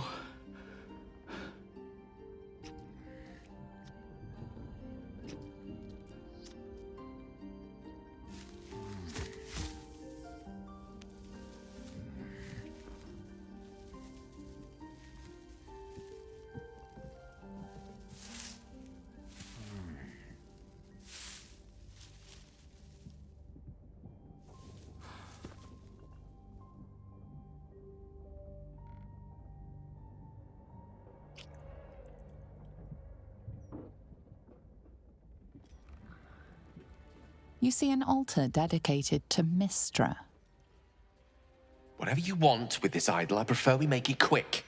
Not sure I'm comfortable catching Mystra's eye, even if it is made of stone. Mystra, mother of all magic, is the patron of wizards, and often called upon by other spellcasters as well. She's said to be a jealous goddess. Even though you do not follow her, you feel her power resonating from the statue. She is the one true spell at the heart of all spells. The weave could not be in better hands. Trust me, it will take a lot more than a few gold pieces and some fervent thoughts to convince Mystra to break her silence. On my account, at least. Commune with her as you see fit. I've no wish to stand between you and any inspiration she might deign to offer.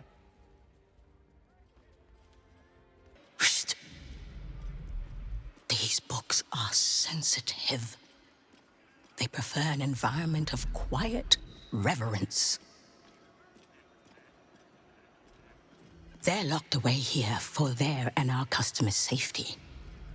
Our finest reserve includes the Tharkiot Codex, the Annals of Karsus and Netherese Folly, Sights of the Seelie, and the Curriculum of Strategy. Do any of those interest you? Great magical knowledge lies within those pages, but not many can withstand it. That's it. That's what I need. The Annals of Karsus would no doubt have much to say about the crown's true nature. If only you could read them. Books as temperamental as these are not on sale. They are secured in our vault, where none can harm them, nor can they do any harm. Consider yourself lucky to have learned of such a book's existence, and then forget about it. The Annals of Karsus are best left unread. The Annals of Karsus. The preamble to a civilization's downfall, committed to parchment by the very hand that wrought its destruction. If the crown atop the Elder Brain was truly forged by Karsus himself, this book will confirm it. All we have to do is turn the page.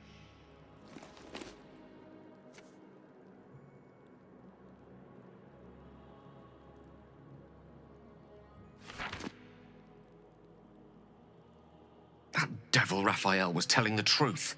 There's no doubt. The crown of Karsus is what's controlling the Elder Brain. And this is no mere journal. It contains Karsus's original plans for the crown's construction.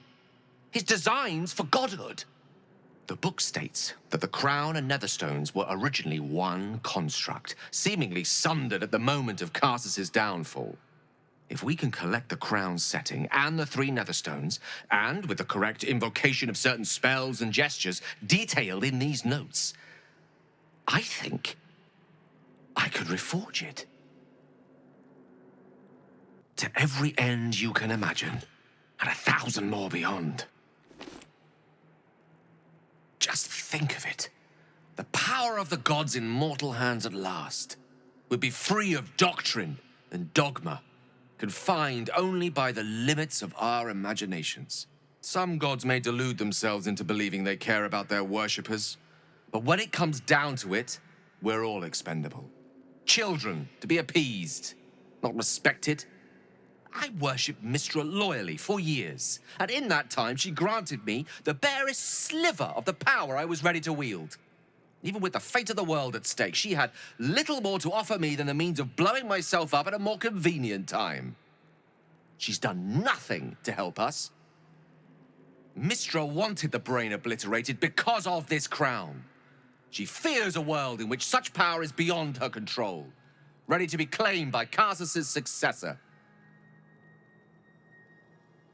Neither of us can know what truly may be if we don't at least try. Potential is nothing in itself, just a fleeting dream unless we drag it into the waking world. Please, at least think on it. Powerful as he was, Cazador lacks some advantages I can lay claim to. I know Mystra intimately, and I carry a fragment of the weave itself within my body. Cazador's achieved many things, but he never managed that. A long road lies ahead before the crown comes into our possession. All I ask for now is that you do not dismiss this possibility out of hand. Please, at least think on it. I suppose I am asking you to take a leap of faith even the most loyal of companions might struggle to land gracefully. Spent so long feeling inferior, shut out from my destiny over such a simple act of youthful enthusiasm. Perhaps I got carried away with the thought this crown could give me back what Mystra took. Cure me, even. You're right. There aren't many wizards who'd care to be mentioned in the same breath as him, or his folly. Whatever comes of this, we cannot allow the crown to be reforged in Raphael's image. A devil wielding the might of Cazador.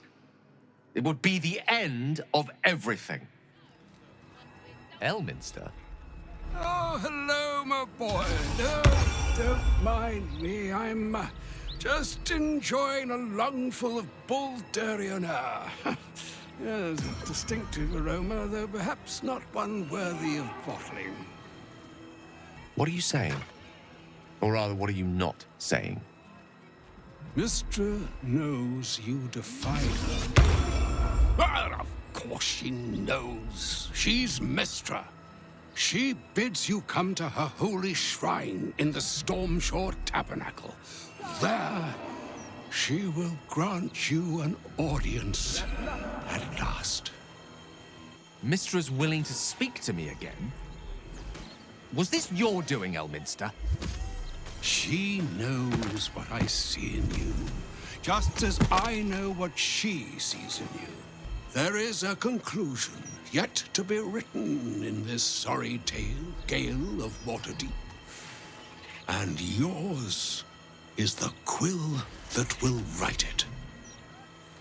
So all it took to get Mystra's attention was to learn how to reforge an artifact that once destroyed her. It's obvious when you stop to think about it. Well, I doubt it's an apology for asking me to die on her behalf. Whatever it is, if it's important enough to send Elminster, we can be damn sure she's serious. This is a conversation that's long overdue on both sides. I owe it to her to hear her out. There she stands, just as Elminster promised. Mystra, goddess of the weave, mother of all magic. The old man wasn't lying. She's opened the summoning channel. Can't you feel it? Gale's right. The very air around the statue crackles with magic. It sets your teeth on edge. stream of pure, undiluted weave. I only have to reach out, and it will carry me to Mystra, wherever she may be. Your goddess calls. Serve her or denounce her as you will, but you cannot ignore her. You're right. I am a strong, capable wizard, and this is no more than a casual reunion with an ex-lover. I always wonder what being nervous would feel like. During my time locked away in Waterdeep, I prepared a quite comprehensive speech for her on the subject of our former relationship and the manner in which it ended. Alas, recent events have rendered the majority of it moot, so I'm gonna have to improvise. I'll only be gone for a matter of moments. The Outer Planes experience time quite differently to our own. Wait for me. Please.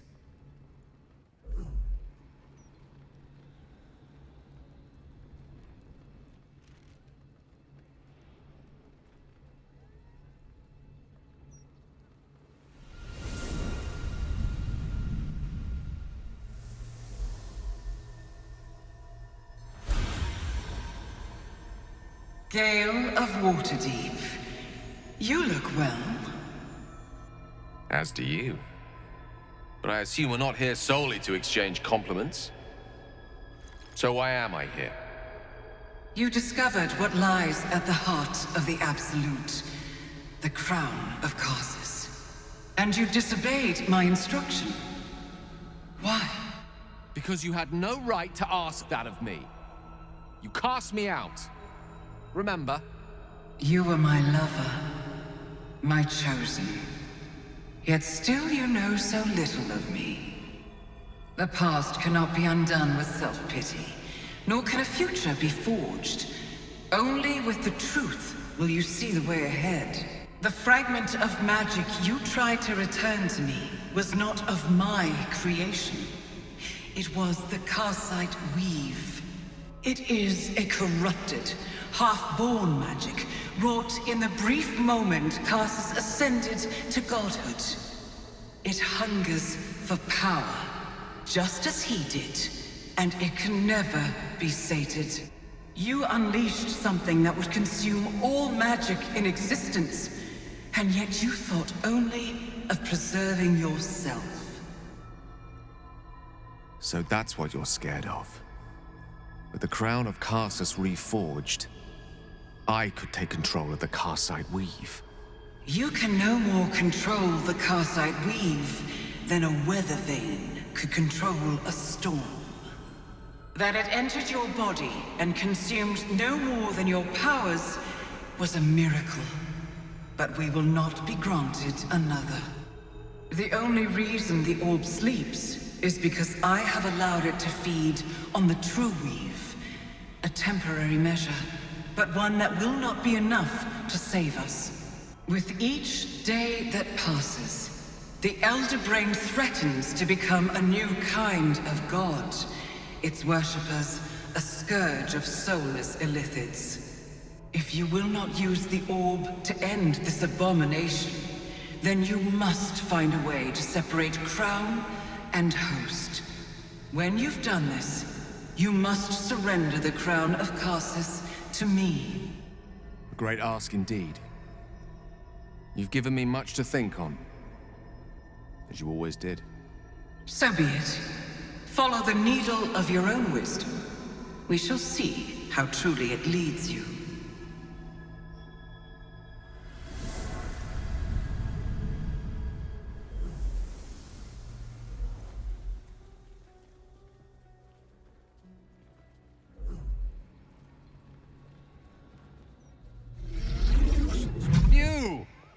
What are you doing here? This is, my apprenticeship. It has not been what I expected. Master Leroican is, a difficult man. He's consumed by his pursuit of the Night Song. I haven't learnt a thing, and I fear it'll stay that way. A lucky escape, given Leroican's reputation. He'd have little of value to teach you. It's all I deal with these days. People claiming their trinkets are the real Night Song, looking for the mountain of gold the Rowan promised. There's even a pamphlet. Take one. They're on the desk. Welcome, dear patron, to the floor at the top of the stairs. If you have information about the Night Song, great riches await. If you are here to waste the great wizard Leroican's time, reconsider. Let your knowledge determine your path forward.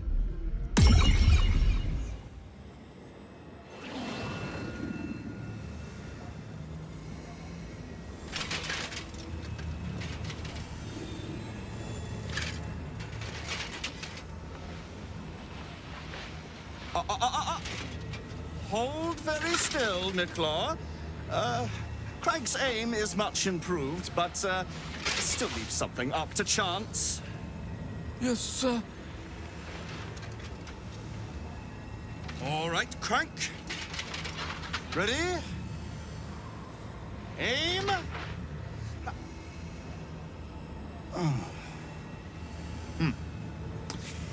We have a visitor.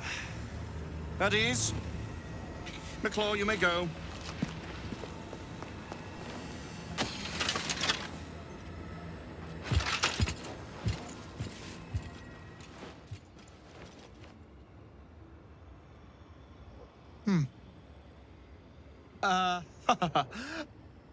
I see no Night Song. Surely you wouldn't have entered my tower without the Night Song in hand? Surely you wouldn't have wasted my time? And you must have an answer to my request. You've been to Shah's temple, to the Shadowfell. You've looked upon the Night Song's face.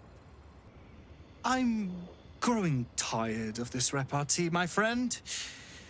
Let us cut to the chase. Beautiful, isn't it? Worth more than your life, too. I bought it from a Kalashite warlock. There's very little of his soul left to him.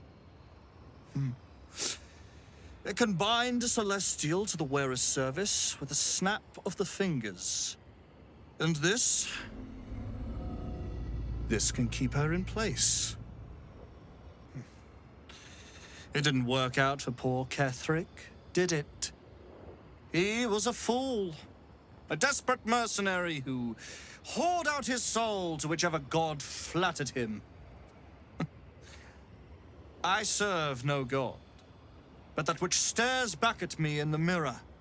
The Night Song will be put to a grand purpose, equalizing man and god. Whoever helps me attain that which I seek will be greatly rewarded. You can go now, before I lose my temper. That charlatan Leroican thinks he can best Dame Aelin. He's even more clueless than I believed. We should inform her of his delusions. No doubt she'll have great fun in dispelling them. Magicians and their machinations. I have had enough for an eternity. I will wring his neck until he's dead. Oh, his end will be one more strand in the great braid of our friendship. I'm coming with you. I'd like to get a few licks in myself. My darling, we agreed you'd scout for the nearest Selûnite enclave this very night. Let us divide our efforts, all the sooner to be reunited. I won't let you go alone. Who knows what this wizard might have planned? Our closest ally will accompany me, won't you? It will be a swift and fruitful chore. Hie we to this Leroican right away. I am as eager to meet him as he is to ensnare me.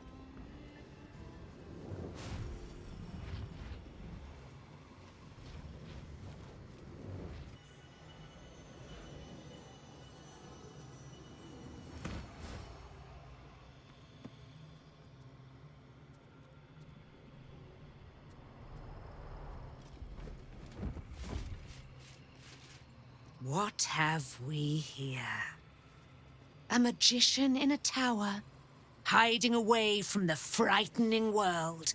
What are you so scared of, Magus? Not the Night Song, surely? Why, she's nothing but a relic to be purchased and pursued. My God. The Night Song is a person. At last. There you are, my dear.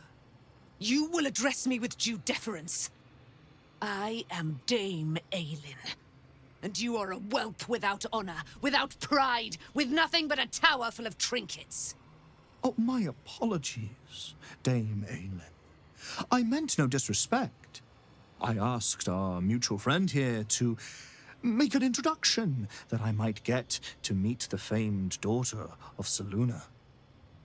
Forgive me for that impudence. Perhaps our friend can bridge the gap and do what I believe they came here to do? Give me one good reason, Magus, why I should not strike you down where you stand. Dame Aelin, I have discovered a device that would allow your immortality to be shared. It would cause you no harm, no pain of any kind. You serve your mother Selûne, I believe. She who has blessed our realm with so many gifts. Honor her by sharing yours. You dare to threaten me with the same magic that held me in torment for 100 years? You do not seek to share my gifts. You seek to poach them. I had hoped to appeal to your better nature. Perhaps I overestimated you. No bother. I have an arsenal of implements capable of convincing you to see reason. A pity you didn't prove a more reliable ally. You could have reaped the rewards of my good favor. I'd hoped you to keep an open mind, but it seems you're determined to make this as difficult as possible. Boy, at the ready. Once I've taken control of the Aasimar, she must go directly into the caging runes. No, Master Lorroakan. I would never have assisted you if I knew you planned such horrors. You lied to get the Night Song here. Made us all believe she was nothing but a relic. I have seen what true leadership can accomplish, but never under your tutelage. Watch your tongue, you child. I could make it such that no wizard in the realm will touch you. If they're all like you, I think that sounds like an excellent bargain. Oh, face us, charlatan! We who detest you so! Myrmidons! Imperatum!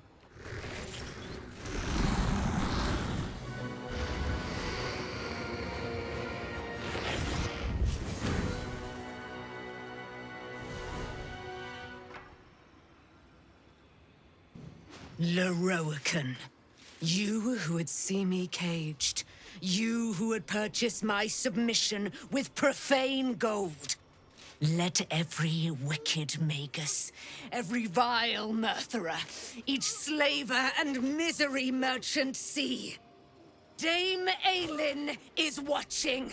She is indomitable. And when her face lights the shadows of your wrongdoing, you are broken by its beauty!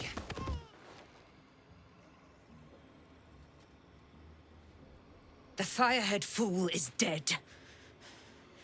Yet as I stare upon his corpse, I feel sadness.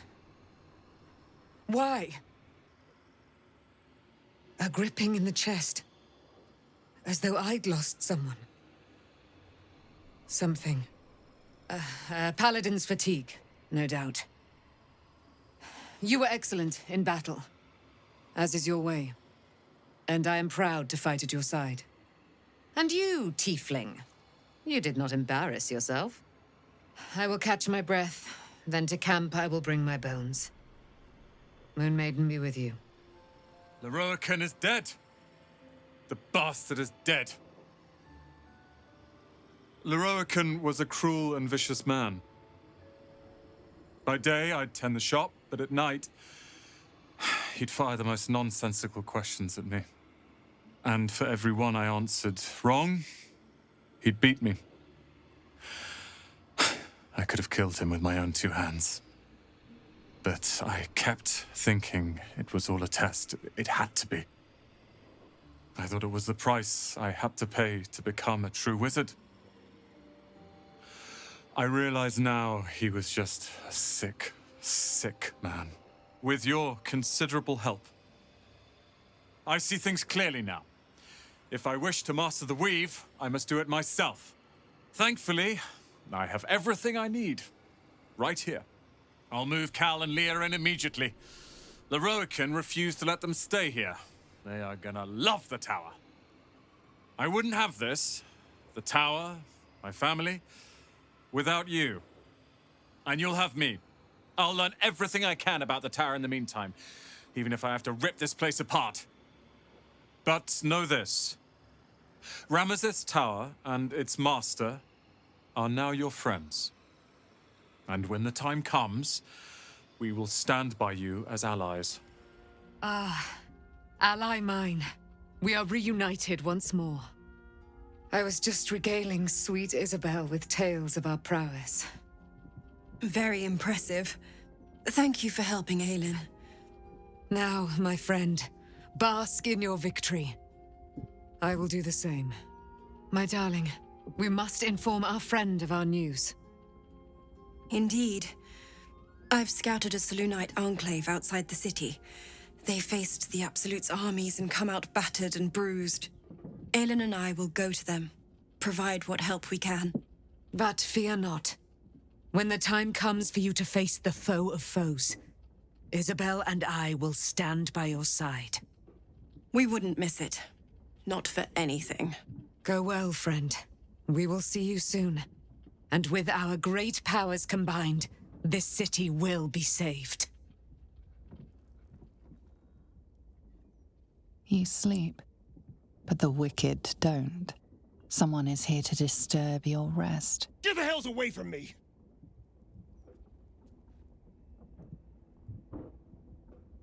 Peace, brother. We're here to take you home. The Master needs all 7 of us for the ceremony. Come with us and be reborn. We'll live again. The right. The Master needs him. He must attend. Oh, I'm well aware of what the Master needs. But don't we deserve better? Better? What do you mean, better? After all these centuries of torment, I know what you all want. More than power. More than to walk in the sun. You want to see him dead. The right of profane ascension will be mine. And he won't see a scrap of its glory. I am going to complete the ritual as the Ascendant, and then I am going to kill him! This is your chance. Stand with me. Name me your new master. We will get our revenge. And you will all live again. His liar's smile spells danger. He knows full well that his kin will die in the ritual, but if any of the bearers of the scar die before the ritual begins, he will lose his chance to perform the rite himself. He needs them to run willingly to their deaths, thinking they stand a chance against their master. Enough! Enough talk and enough lies. You were always weak, brother. We don't follow weak.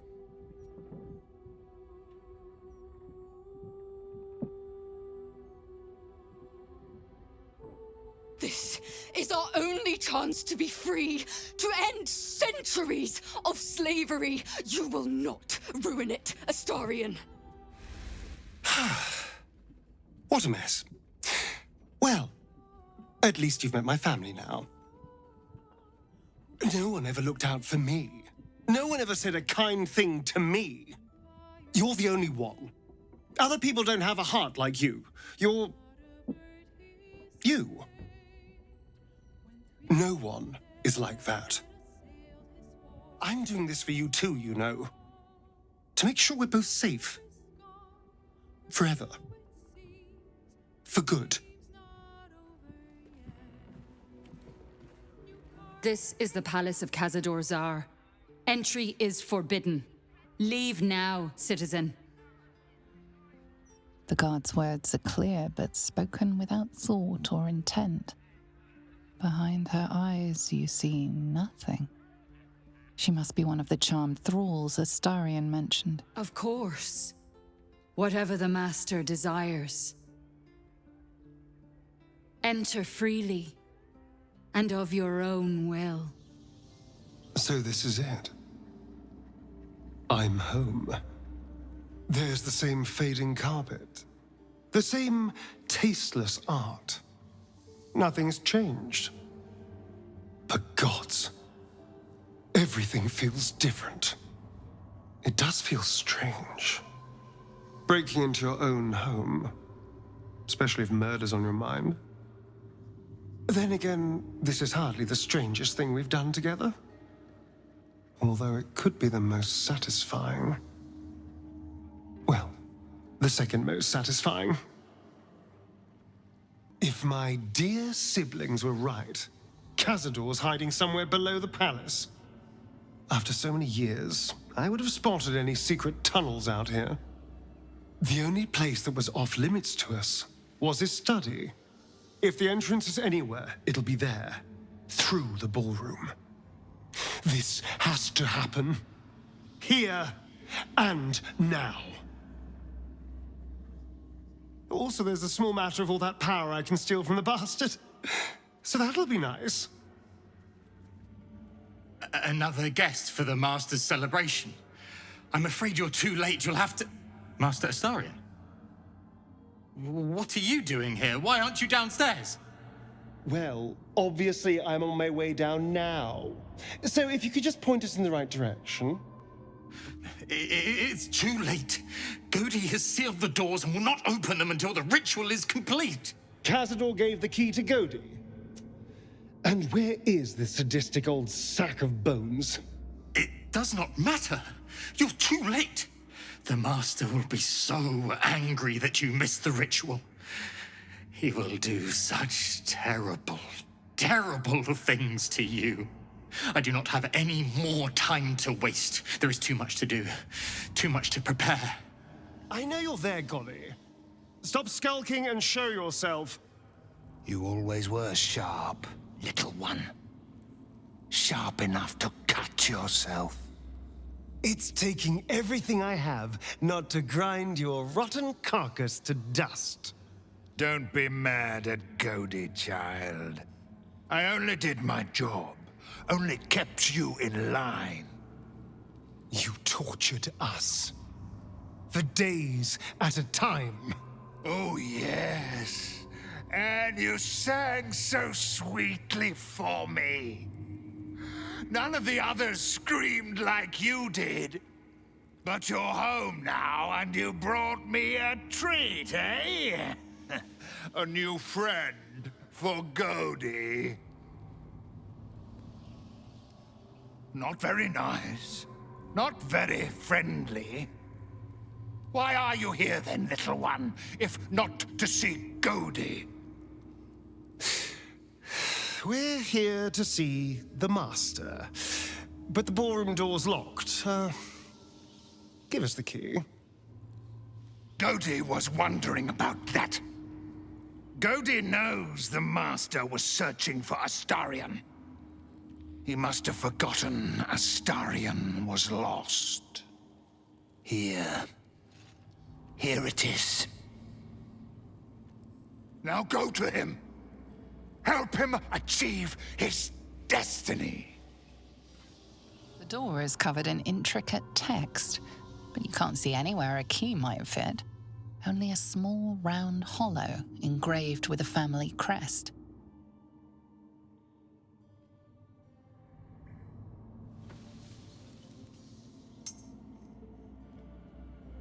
The ring slots perfectly into place, and the door swings open. You stand on a clean metal platform. a beautiful but antiquated elevator. There are some scuffs to show its age, signs of things dragged onto it over the years, but it seems to be in good working order. What in the hells? I never knew this was here. This was always Cazador's private quarters. Only he ever came in here. Well, him and the unfortunate souls we brought to feed him.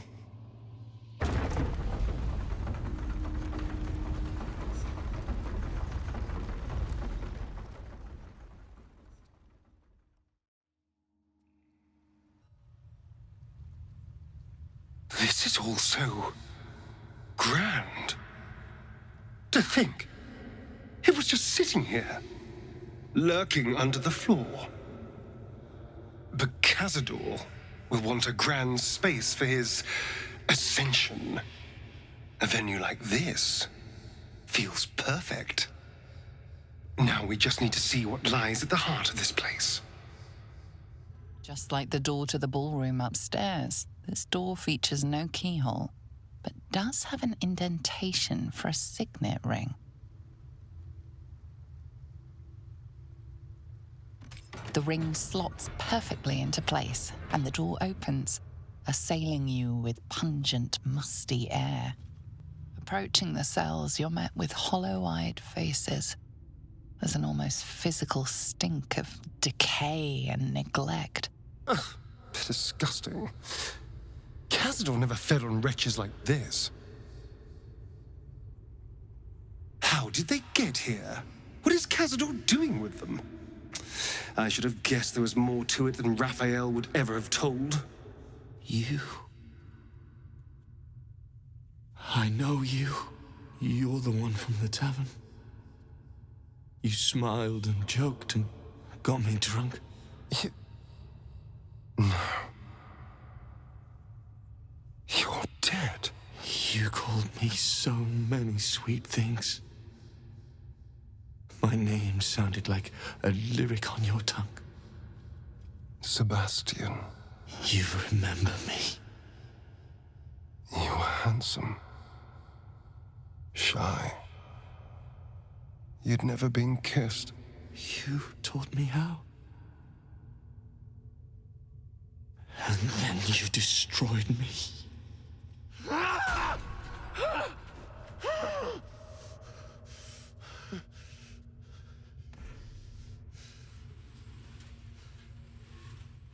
It can't be. Beneath the dirt and blood, you notice that every prisoner has a rune carved into their flesh. It's not just him. I know so many of these faces. They're my conquests. I pursued them, seduced them, and brought them to Cazador. He told us he was feeding on them, but he turned them to spawn. He turned every last one, so we'd have souls for this cursed ritual. How long? What?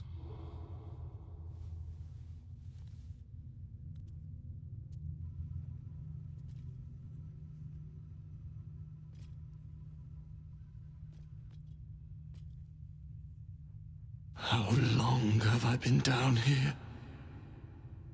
170 years. You were one of my first. My family. My friends. They're gone. You took them from me. You took everything from me. There's no helping us while that monster lives. That's why we're here. To destroy Cazador. The Grand Chamber. Just ahead. But even if you can kill him, what then? Trust me when I say I know the feeling, but you can resist the urge. Whatever you do, just do it quickly. Gods above. He kept Sebastian. I should have known what Cazador was capable of. He's played us for such fools. And not just 7 spawn to placate the devil. 7 spawn and 7,000 souls bound to them in blood. Everyone, whoever trusted me enough to let down their guard, innocents, idiots, and the unlucky. It doesn't matter. This will all be over soon. It's just sickening. Seeing them again. I don't know what else. Hey. Hey, you. Come closer. Oh, God. It can't be. It is you. I knew it. I'll kill you. Once I get out of here, I'll kill you! I'm hungry. Starved. And it's all because of him. Didn't he tell you? He's the one that kidnapped us. He's the reason we're spawns. I'll kill you! Yes. Now that you, mention it, I may have done that. Don't look at me like that. Cazador's orders. Quite the deviation from my usual routine, of course. Capture, not lure. I didn't bring them in with sweet rolls or anything. I really forgot about them. Felt nothing the moment I handed them over to him. Oh.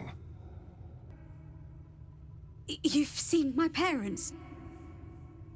I miss them. I think. Or perhaps it's the hunger.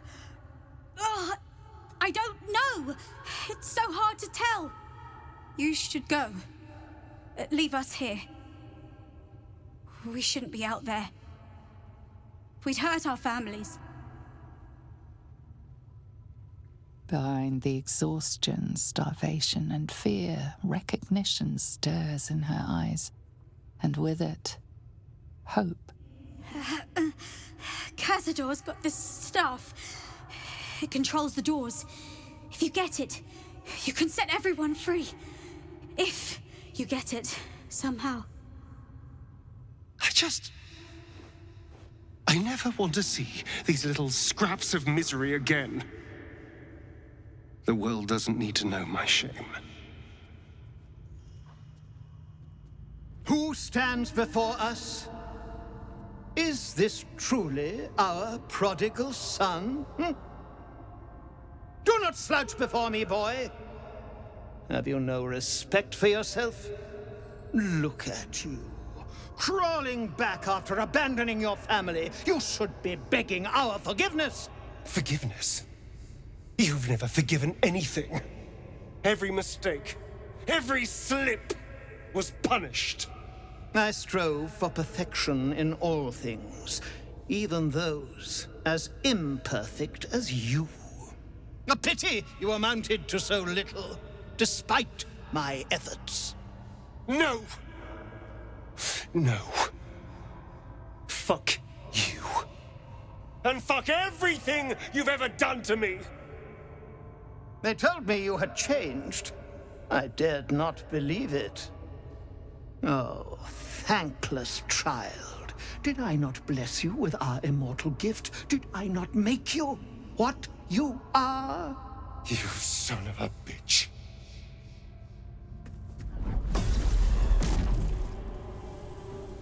You truly forgot my power. You truly thought our bond as creator and creation was all that stopped you from killing me? Oh, you are weak, my child. You are a small, pathetic little boy who never amounted to anything.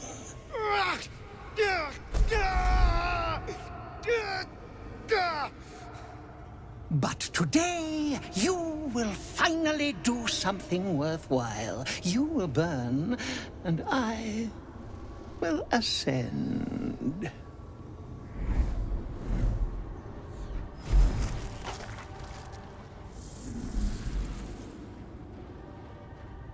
No! Stop him! Get me out of this! Witness the birth of the Vampire Ascendant! Ecce Dominus!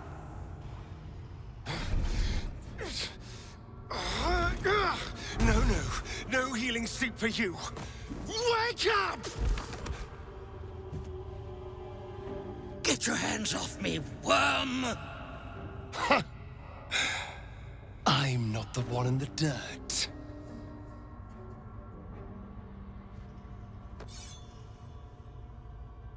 One last thrust, and I'll be free of you. I'll never have to fear you again. But if I finish the ritual you started, I'll never have to fear anyone. Ever. You think me a fool? That I would allow anyone to usurp me, speak the words, and ascend in my place?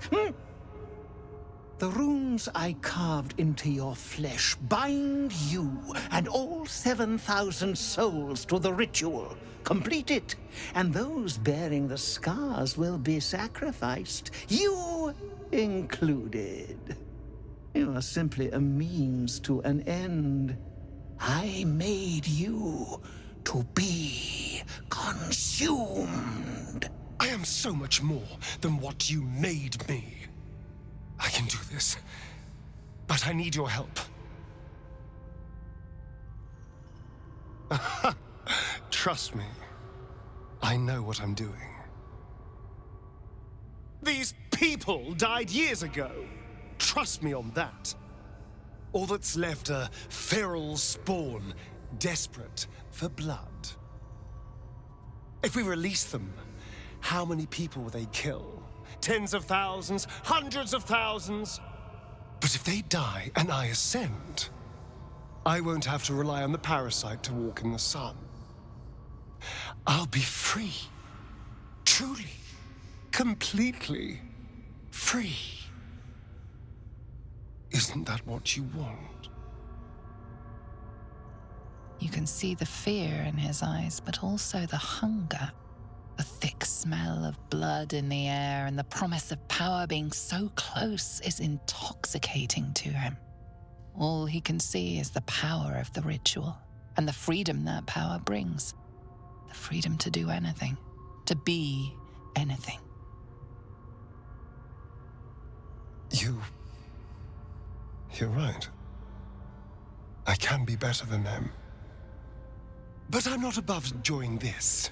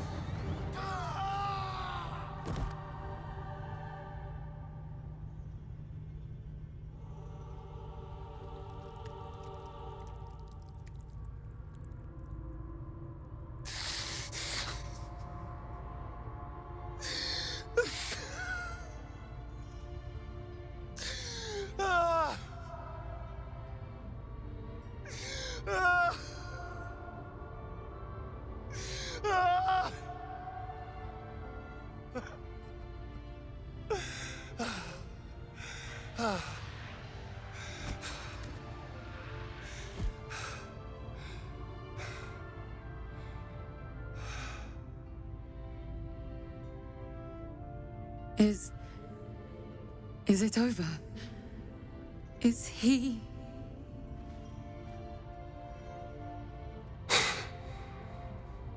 Yes. He's gone. What does that mean for us? Your choices are simple, really. You can hide here, living in the shadows like parasites. Or you could be more than what he made us to be. You can choose differently, of course. But the consequences are on your head. And what does it mean for them? Now, that's a better question. 7,000 spawn, from ancient conquests to stolen children. Cazador's staff controlled everything during the ritual. If it controls the cells too, you could decide their fate. And when they're dead, will you kill us too? We're not like those wretches, brother. We've spent lifetimes controlling our hunger. They're all but feral. I don't relish it any more than you do. But putting them to rest may be the kindest thing we can do.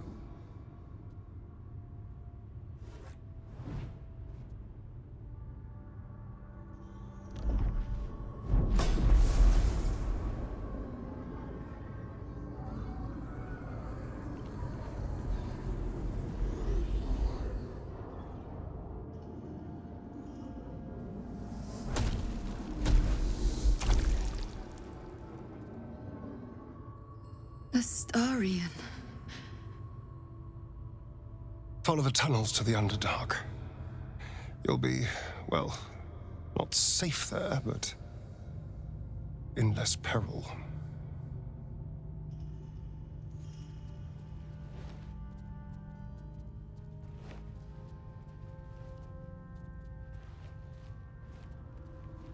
I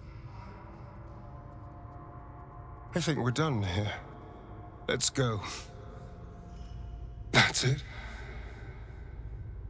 He's gone. After all these years, these centuries, it's really over.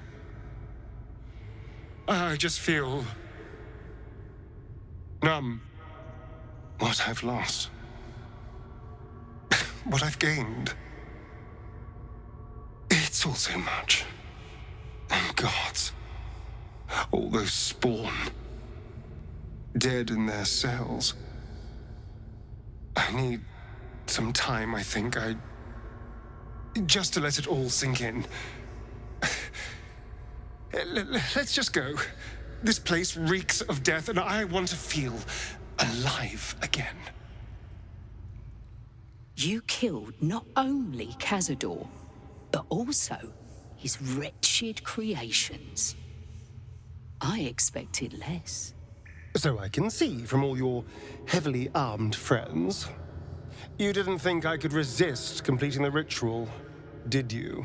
I admit, I had my doubts. But where are our children? What of their fate? I'm sorry. We were too late. Cazador had already turned them. So when you destroyed the spawn, you killed them too? They died long before we arrived. Trust me. They were not the children you knew. Perhaps. But the choice should still have been ours. You have taken them from us twice now. I have. I've stolen your last chance to see them. And I'd do it again in a heartbeat. Because anything else would mean sending you down into the dark. It means showing you the hunger in your babe's eyes and leaving you with that terrible final decision. I visited enough pain on your people. The least I could do was spare you that. Perhaps there was something to that. A kindness I would not have credited you with. Well, that's backhanded as compliments come, though I'll take it if it means you're done trying to kill me. I never dreamt a spawn could find redemption. But, yes, you will never be hunted again.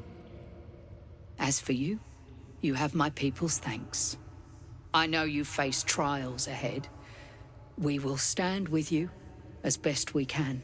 Until then, go in peace. And thank you. Astarion resisted the allure of Cazador's would-be powers, and I am glad of it. Whatever he would have gained would have come at a great price. So Astarion didn't fulfill his master's ambitions for himself. At least that means he's his own man, though I'm a little surprised he didn't covet those powers. They say that the only thing a vampire can feel is hunger. Nothing else touches them. Not grief or mercy. Or any sense of what is just. Who knows? There is often more ignorance than insight in what they say. Astarion showed restraint where most others wouldn't. He might not appreciate the sentiment, but I'm proud of him. Astarion chose right, and any well-trained Githyanki would have chosen the same. We seek might not for individual power, but for the good of the collective. I may no longer serve Vlaakith, but I still attend to a collective, the allies of the Prince of the Comet, and, of course, the one we've made for ourselves. To seek power for personal glory alone is a farce. Astarion was wise to see it. He'd hate to hear me say this, but I'm so fucking proud of Astarion. He could have had it all, but he kept his soul instead. Wasn't sure he had it in him, but he's changed so much. Overcome so much darkness. Oh, I could smooch that pointy little face. You did a good thing back there. I won't dwell on the matter. I know that's not a sentiment you're accustomed to reveling in, but rest assured, your actions have spoken for themselves. I should probably start getting used to the shadows again. Who knows how long I have left in the sun? I'd spend every day waiting for something to go wrong, for the tadpole to find some new trick, reassert itself, make me a slave again. Maybe never seeing the sun again is just the price of freedom. There's something I'd like to show you, if that's all right. Something out in the city. This way. It's not far.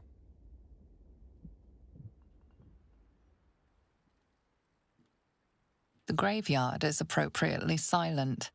There isn't a proverbial soul around.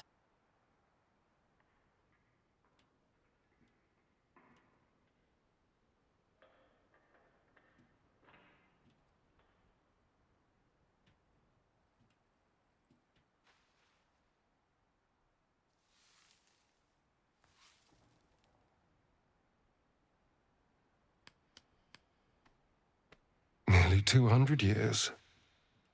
And I never came back. Not since the night I woke up down there. I had to punch a hole in the coffin and claw my way through 6 feet of dirt. Then when I finally broke the surface, retching up dirt and congealed blood, Cazador was waiting. From that day on, I was his. Until today. It doesn't wipe away the stain he left on the world, though. For nearly 2 centuries, I stalked the streets like a ghost. And the person I was lay here. Dead and buried. Now I need to figure out who I am. What I want. You. I want you. You were by my side through all of this. Through bloodlust and pain and misery. You were patient. You cared. You trusted me when that was an objectively stupid thing to do. I feel safe with you. Seen. And whatever the future holds for me, I don't want to lose that. Well, I should probably fix this.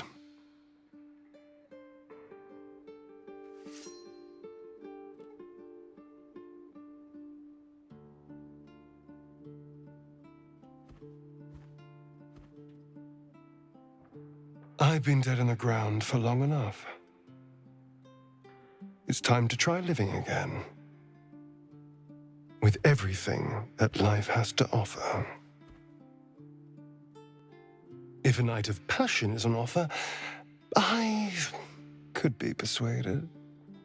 You know, I didn't care for you when we first met, but I do now. Being with you is about more than lust or manipulating you into a tactical alliance. I love you. I love this. And I want it all.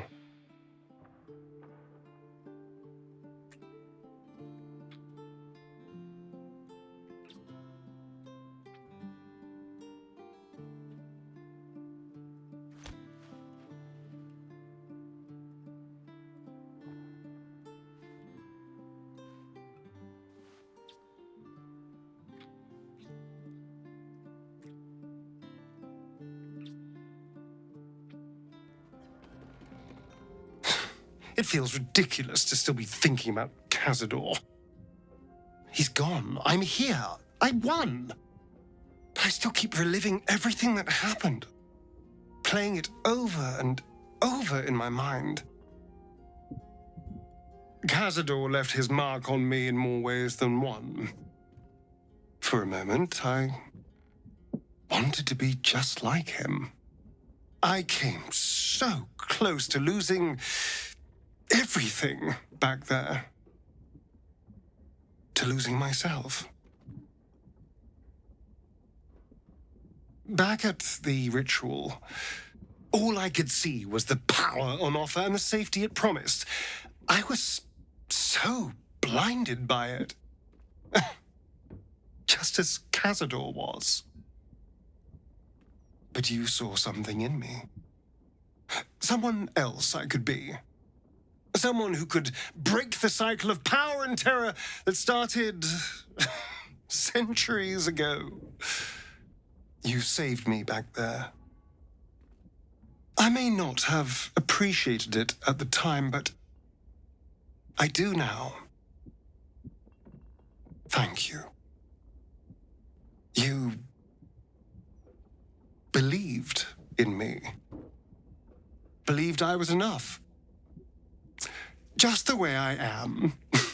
When I look at my future, anything and everything feels possible now. And I get to share it with you as a partner. An equal. You saved me from myself. And let me walk a new path where I can be free. Truly, honestly free. This is a gift, you know. Thank you. I won't forget it. A bit of salt on the top, and... Oh, you're here! I'm not ready! I mean, I think I'm ready. I thought you'd be hungry, so I made this for you. My mum's favourite recipe. You let me stay when I didn't have nowhere else to go. No one ever cares about me like that. Not since my mum. I wanted to do something to show I was worth keeping around. I want to be your cook. I'll make you proud. I'll be the best cook you ever had. Do you want to try it?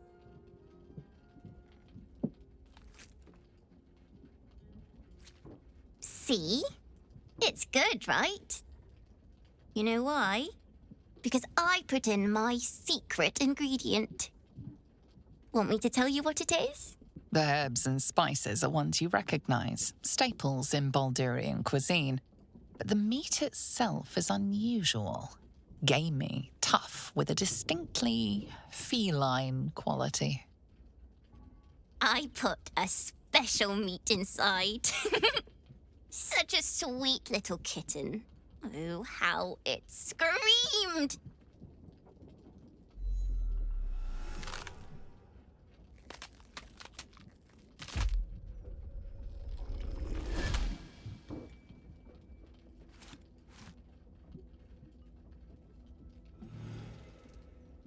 Look at it. Father's favorite, all lost and wandering.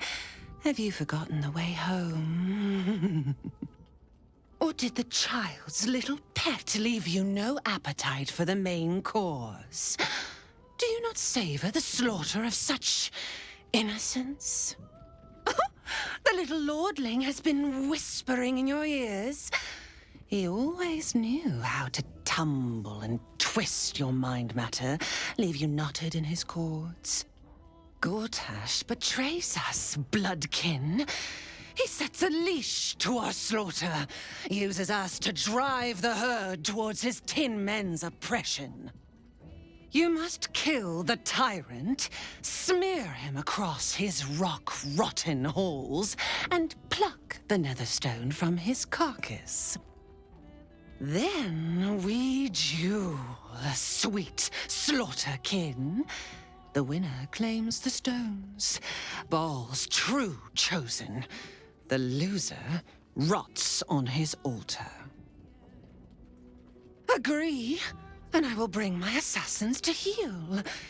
They watch you always, longing to spray the crimson from your veins. Refuse me, and you'll learn what happens to those who defy Bhaal's doctrine. So will your friend. So, this was Orin's intention. A combat against a fellow scion of Bhaal, witnessed by the Lord of Murder himself. Accept and you must kill Gortash. Refuse and the child's life may be forfeit, as might your own. Orin's assassins will hunt you like prey for slaughter. The promise of slaughter, of pain and humiliation, and the sound of blood dropping into the gutter. But first, you must make gutspill of the tyrant. Do not underestimate his steel watch. Seek their cradle in the lower city and skewer their skull meat. Make them rust and blood. Then you can gore the lordling again and again and again. But listen close, Bone Killer. Come to my temple before you turn Gortash to carrion, and I will ready your friend's corpse to greet you. Bhaal is waiting, slaughterkin. Do not disappoint him. If the shape changer wants Gortash dead, then let's kill Gortash and get Yenna back. Not that I care, it's just that children have a habit of disappearing in this city. Let's not let any more slip away. You gaze upon murder's progeny, child. His most ill-trusted zealots. His faithful departed. Prodigal servants, each returns to do his bidding eternally. This is the court of the Dread Lord's Tribunal. I am its custodian.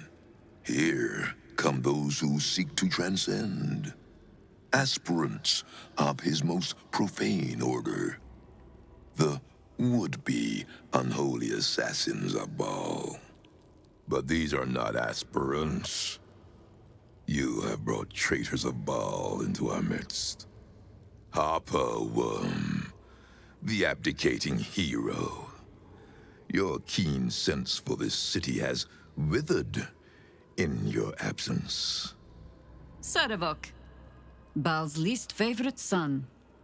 Still tied to Daddy's apron strings, I see.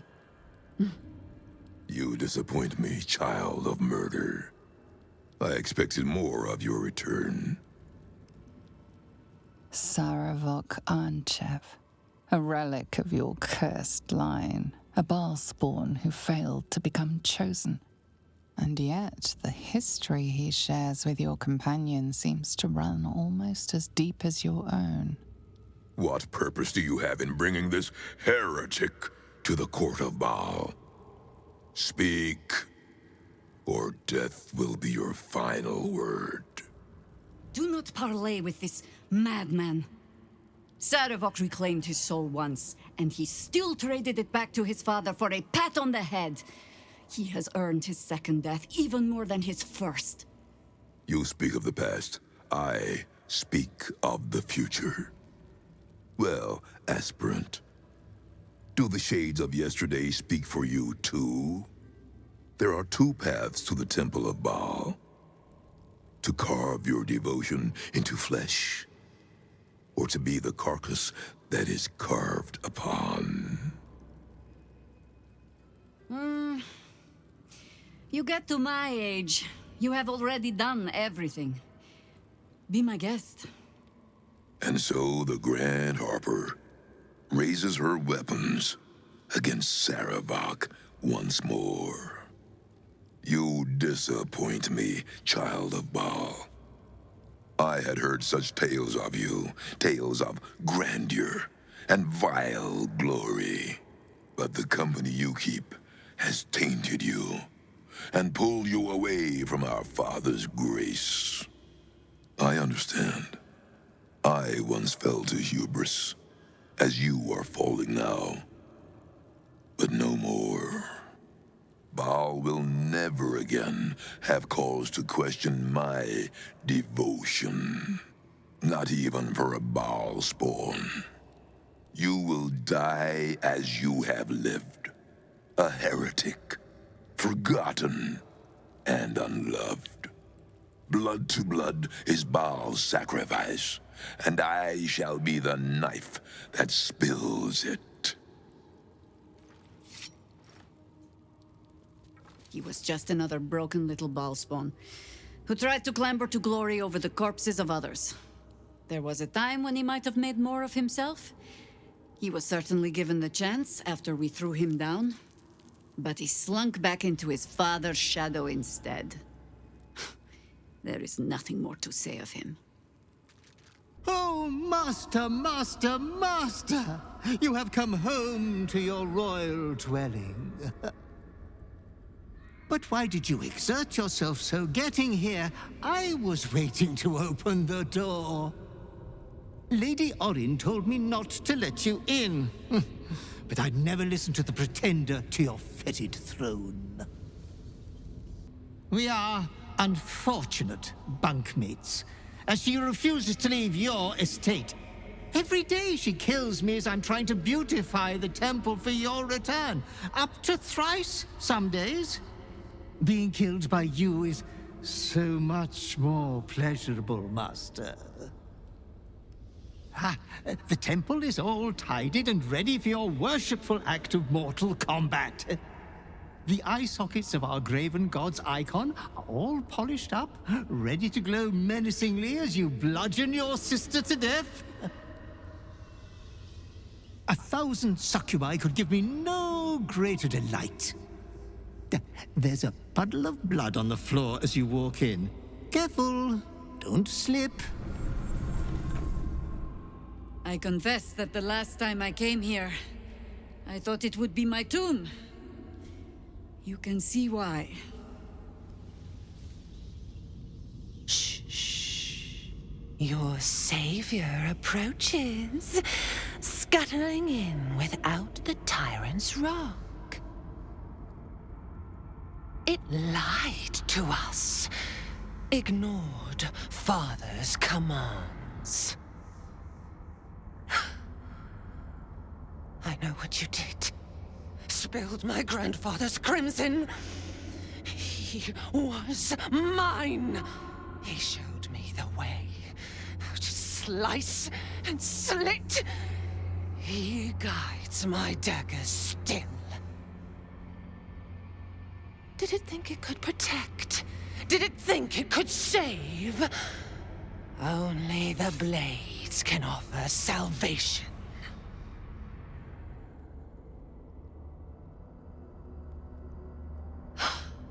You still don't remember, do you, bloodkin?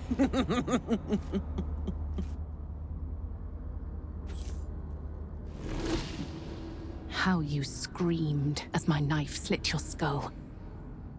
Your brain juices. Sticky and sweet.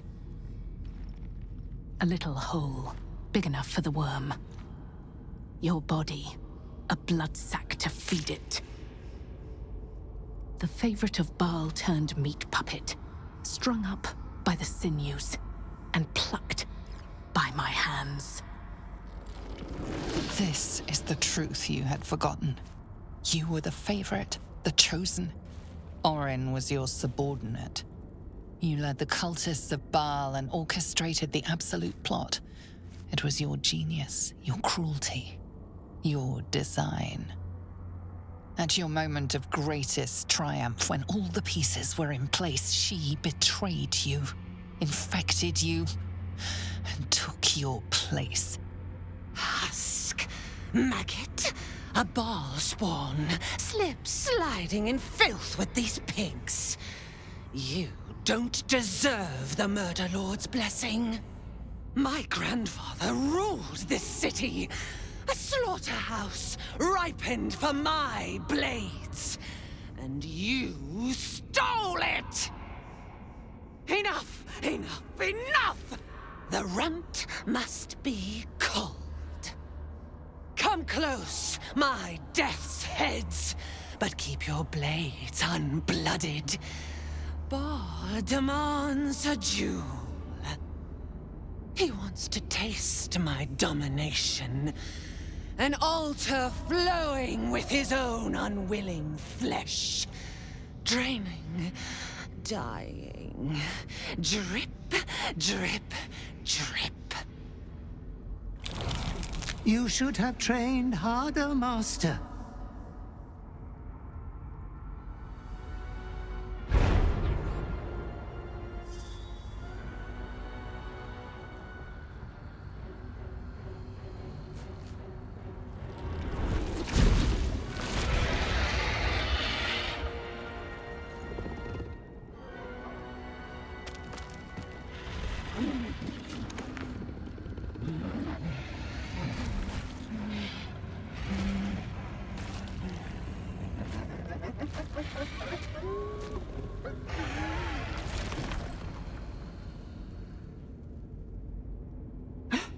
Master, you are the chosen one.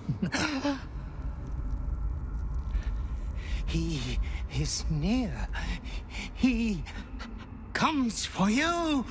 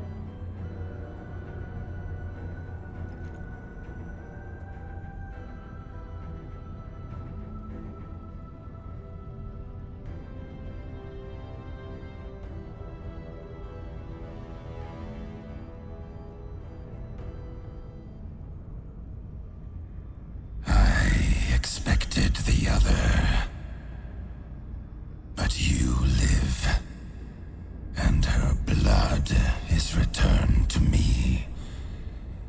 You are my chosen. I have a gift for you, child. You will use it to lacerate this world. A gift from your god, your father, an offering of his affection for you, or confirmation that he owns you. The Slayer form will be yours, made crueler, stronger. The prime incarnation of murder.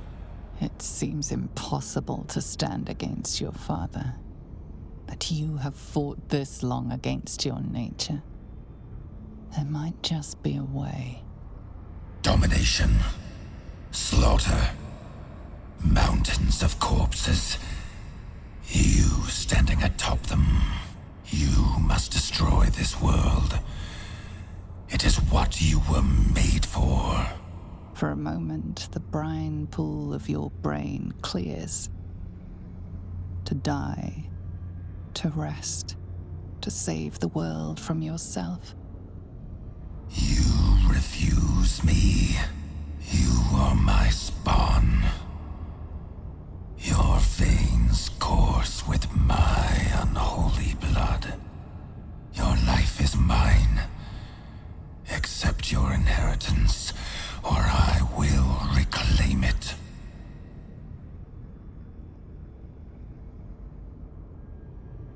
You were made to conquer, to devour. You reject my blood, and so I will reclaim it. I will make another who is worthy.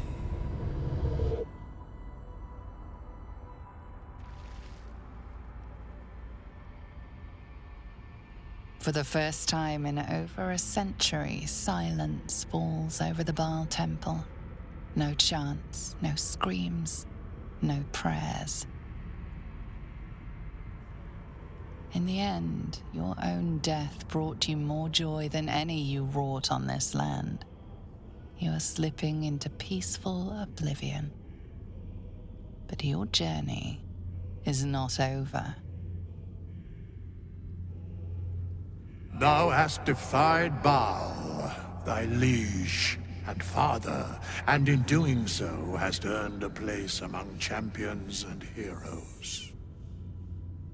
But alas, thy courage was in opposition to the divine cosmology that bound thee to the Lord of Murder. Thou art now faithless, godless, and doomed to wander the fugue plane for eternity. I will not permit that, though all the powers of life and death dictate that it should be so. I, too, still hold some power, and I invest a portion of it in thee, who hath challenged the gods and now liveth to tell of it. Thy fight is not over, and it is thy fight. For one who can look upon Bhaal and oppose him can survive any crisis. So rise, challenger of gods, and prepare for battle once more. Death will not claim thee whilst I endure.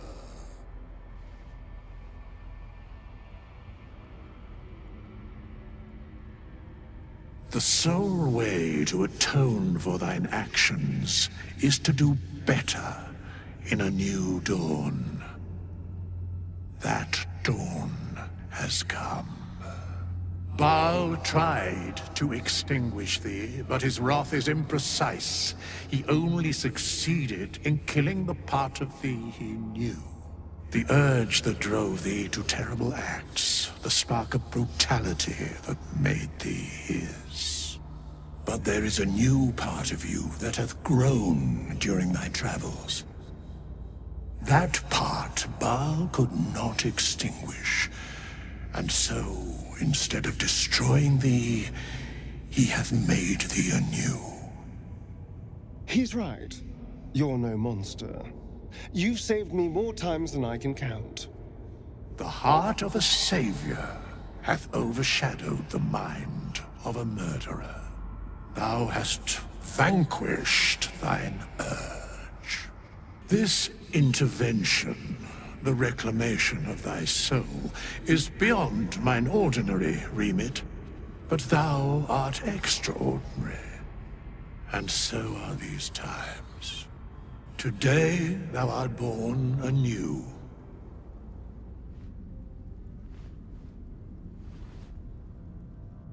Greet the bloodless dawn, child of none. Thy path is clear. You must save Baldur's Gate. As it was, so it is again. A hero has risen from a legacy of death.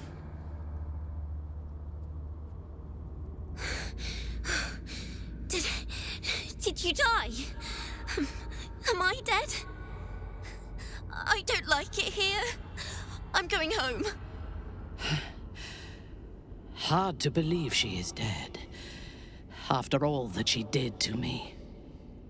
I do not often doubt myself. But surviving Orin took courage and strength I was not sure I had. I could not have faced her without you. There is little relief to be found from the heat of the storm we are caught in. While the brain is still free, and we are still infected, we will never be safe. But we can talk of this later. For now, let us be glad that we still draw breath, and that Orin does not. You are born anew, cured of all distraction. Good. Orin's netherstone is in our grasp. And now we must look ahead to the other, Gortash. Find him and take his netherstone. Congratulations are in order. I fancied myself the sage advisor, sworn to guide you through what it means to be a child of Bhaal. And while I mulled on that solemn responsibility, you went and took care of it on your own. Well done. Truly. The path of a Bhaal spawn is not an easy one, nor does it ever truly end. But you found your footing where so many before you have fallen. Wherever you lead from now, we will follow. I wonder if Gortash knows just who it is he is dealing with. It was no easy thing, overcoming those urges that gripped you. I'm not sure I would have managed in your shoes. Well done. You have conquered your urge. You have taken back your own soul. I'm so proud of you. If I had a bottle of dragon dew, I'd open it in your honor. You fought hard to win back control over yourself. I can only imagine how you feel. You have vanquished the Slayer, as I knew you would. You are strong. You are mighty. You are you. You're cured. You're free. This merits a celebration. You did what you had to do to get yourself right. To choose the life you wanted to live. Very fucking proud of you, mate. Seriously. Nothing like ridding oneself of a god's unwanted influence to lighten the load on your shoulders. I wasn't sure if we'd lose you to that darkness entirely. I'm glad to know you found your way back to us. Well done again on besting Bhaal and all that. It was very twee. Especially the part where that poor excuse for a skeleton waved his magic wand and made it all better. That was so scary. Oh my gods. I can't believe what happened to Grub. He was my best friend. I welcome thee to the Devil's Fee, where every hellish curio is a... Oh, it's you. Your little scroot of a friend left this on my floor the last time you visited. I presume you have returned to re-engage my services? You forgot what we did?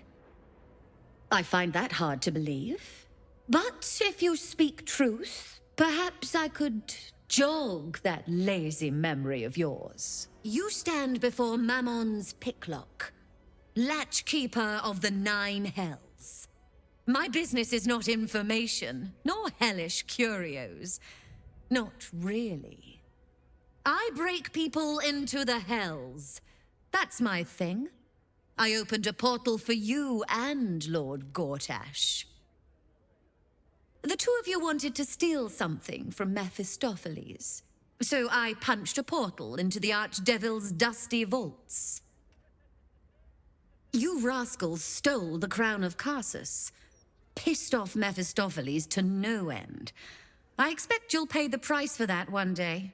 You also attracted the attention of another devil, Raphael. His House of Hope is furnished with a great deal of treasures, many related to Casus. But alas, he lacks the crown itself. He's rather ambitious. One can only wonder what he has planned for the crown. The answers to that can probably be found within his house. Let's poke around the rat's nest. Maybe set it on fire on the way out. So keen to return to the Hells. Well, I suppose it's warm this time of year. Very well. If you wish to die in Avernus, that's your business. Mine is charging you for it. Of course, such a task will require quite the substantial donation to Lord Mammon's coffers. Such a task would be tantamount to suicide. Do not even entertain it. You put me in a difficult position, mortal. You are almost certain to fail. Almost. And so, there is a chance you might succeed. Fine. I'd like to be able to carry all of my precious stock without the need of a team of oxen. There are gauntlets of hill giant strength within the House of Hope. Free passage, and you fetch them for me. Deal? Allow me to outline how this is going to work. First, you were never here. We never spoke. Second, you will perform the rites yourself. I want absolute deniability. Here's the grimoire and necessary components. Oh, take this key, too. It unlocks the ritual room upstairs. There's a blood circle already drawn. Don't ask whose blood.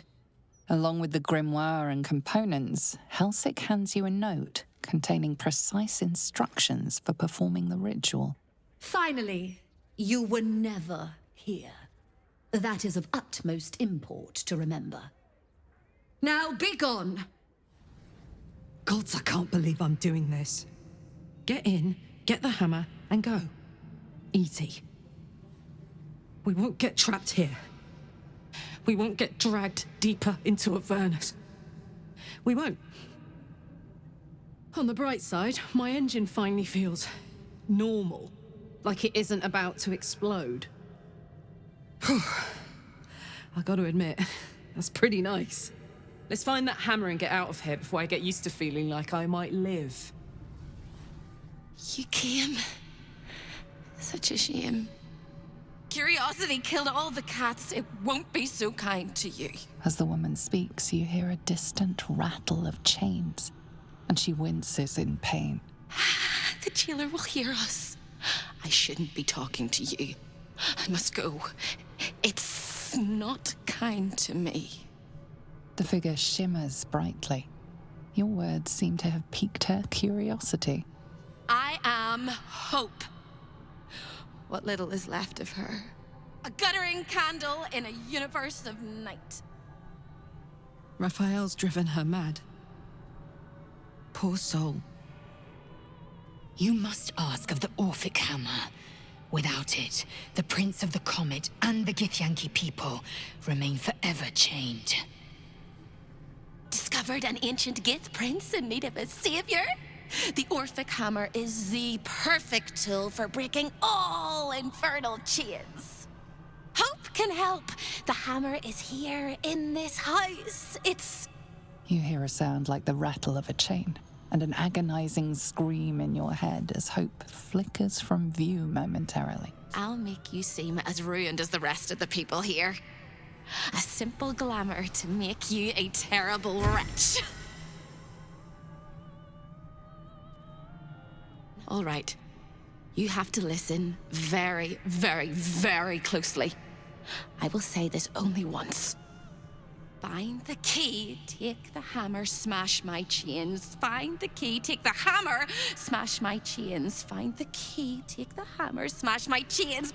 But be careful when you take the hammer. The fire will come, and Raphael, you must run, run, run, run. But don't forget me. Please, please, please. I don't want to burn. Not again. We won't. We'll get you out. I promise. The rattle of chains echoes louder from unseen places, and without a scream or a sigh, hope disappears. Can't resist the faintest hint of a temptation, can you? I suppose that makes two of us. That little disguise Hope gave you is adorable. I can see right through it, of course. And so will Raphael. He's going to notice you nosing around his house. I hope you're ready to face a very angry devil. Why don't you run off and tell him, Corilla? You love tattling to Daddy, don't you? I thought you had half a brain. Then again, you're here. Pretty much disproves any good sense you might have had once upon a time. Might want to steer clear of my sister Hope, though. She's mad as a March hare. If she'd just agreed to serve Raphael, he'd probably have released her a long time ago. As things stand, she's his favorite toy. We're all mad here. But Hope in hell? Why, that's the definition of insanity. Raphael offered her the world. She didn't want it. He sweetened the deal. She said no. No matter how many times he upped the ante, she just laughed in his face. He didn't like that. Eventually, he took her by force, trapped her and swore he wouldn't let her go till she gave him what he wanted. Conversion. The stubborn ass has endured more torment than any soul should be able to. Even when he took all of her skin, she held on to hope. Raphael finds that puzzling. And he loves puzzles. You being here is another puzzle. You don't seem like you want to die. You want my advice?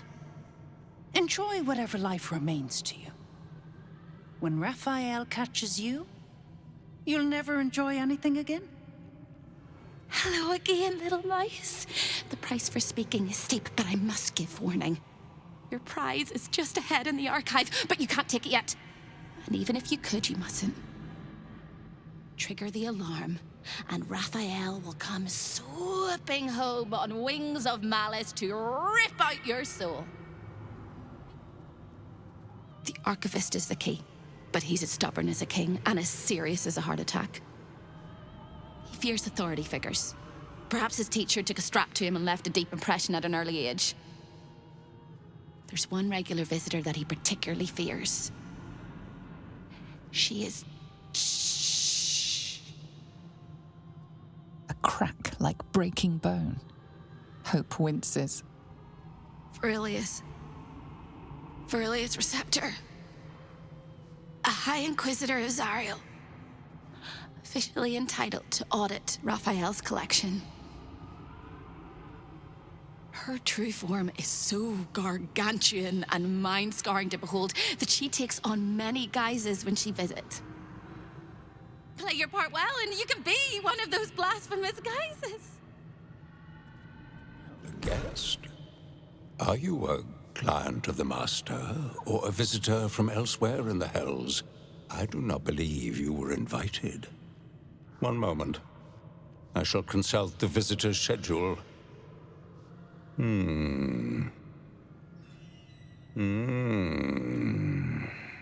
His eyes flicker back and forth as if he is reading a book. He has the schedule memorized, or it's carved into his eyelids. No visitors expected, other than Corilla Hearthflame and Verilius Receptor, Zariel's High Inquisitor. 1,000 apologies, O majestic magistrate of the Infernal Court. Your mortal guise is so vile, I found it perfectly convincing. I would prostrate myself before you and kiss your calluses, but my spine is ruptured in 1,000 places. You do know how Raphael likes to play. As always, the archive is yours to peruse. You'll find everything accounted for, and I can present documents of procurement if necessary. You are welcome to relax in the boudoir until then. It is where Raphael conducts his most private matters of business and pleasure. You will need this to gain access. The resident of the boudoir will wish to explore every inch of your new form, and I'm sure you will be happy to share. The archivist told you to cool off in the boudoir. Well, here it is. A horrid place where pleasure is pain, and pain is pleasure, and hope cannot live at all. Nothing stopping you from taking a peek inside. But you might get much more than an eyeful. Everything in this house exists for Raphael's pleasure, and Raphael's pleasure alone. That includes Raphael himself, whatever form he takes. A lost little mouse is running through the house. Oh, gods. What the fuck have I stumbled into? A thief in the night, greedy and here to take. Why are you here, little thief? Raphael all but spent himself to get that hammer. And you want to take it off him? This is very naughty. Whatever are we to do? Why don't we play a game? You win, I give you everything you desire. But you'll enjoy yourself more if you lose. Off with your clothes.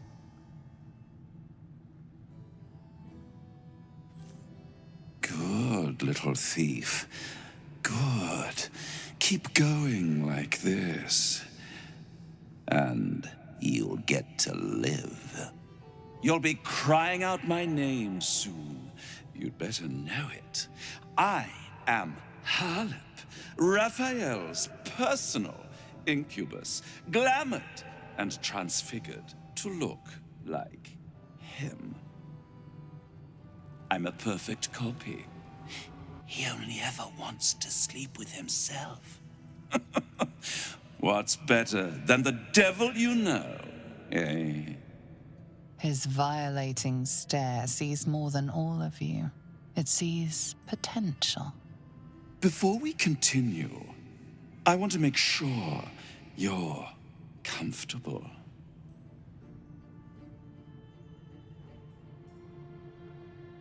Very well. I will be Raphael himself. All of him. On the bed. Lie back. I would urge some caution. This honeypot is full of bees.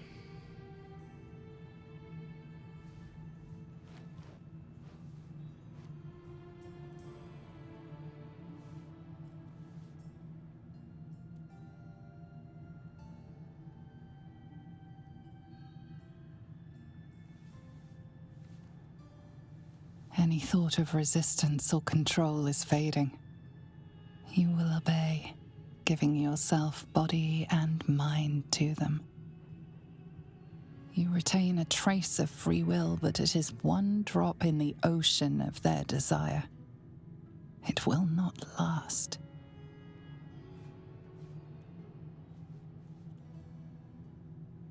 Every kiss is as tender as a last goodbye.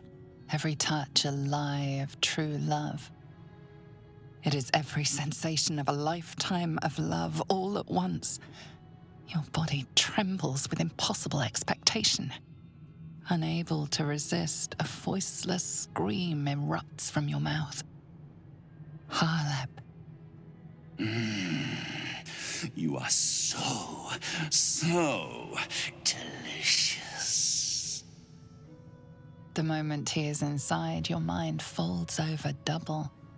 As he continues to lavish himself upon your helpless form, you stop breathing, your heart stops beating, and your mind begins to clear entirely. Some last thought whispers in your skull, vacated by everything else but rapture. This is the end. Devote yourself to pleasure eternal.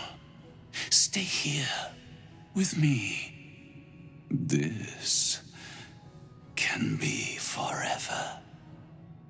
A brilliant choice. Vow that your body belongs to me. Give yourself to me, and I will tell you what you wish to know.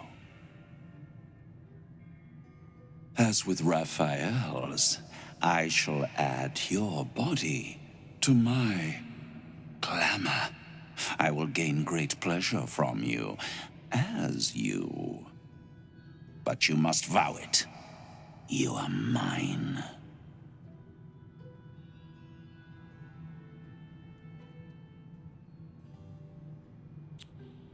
As he kisses you deeply, it feels as familiar as breathing.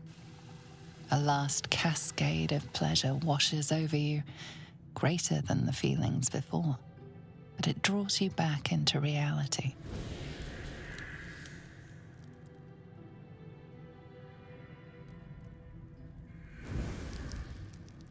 I can't wait to explore how you work. What gets you going? What makes you sweat?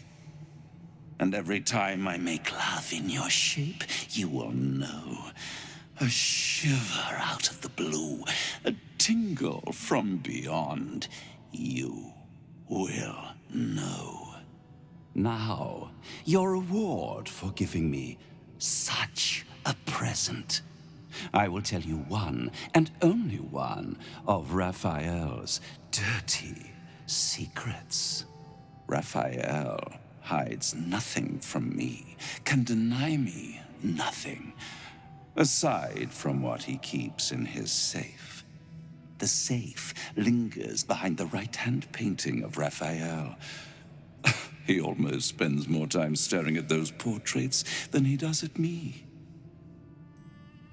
Although I'd love to watch you struggle to open the safe without it, this key should help. You've labored enough, pet. Now, shall we bid one another goodbye? Thank you for you. I will misuse you well.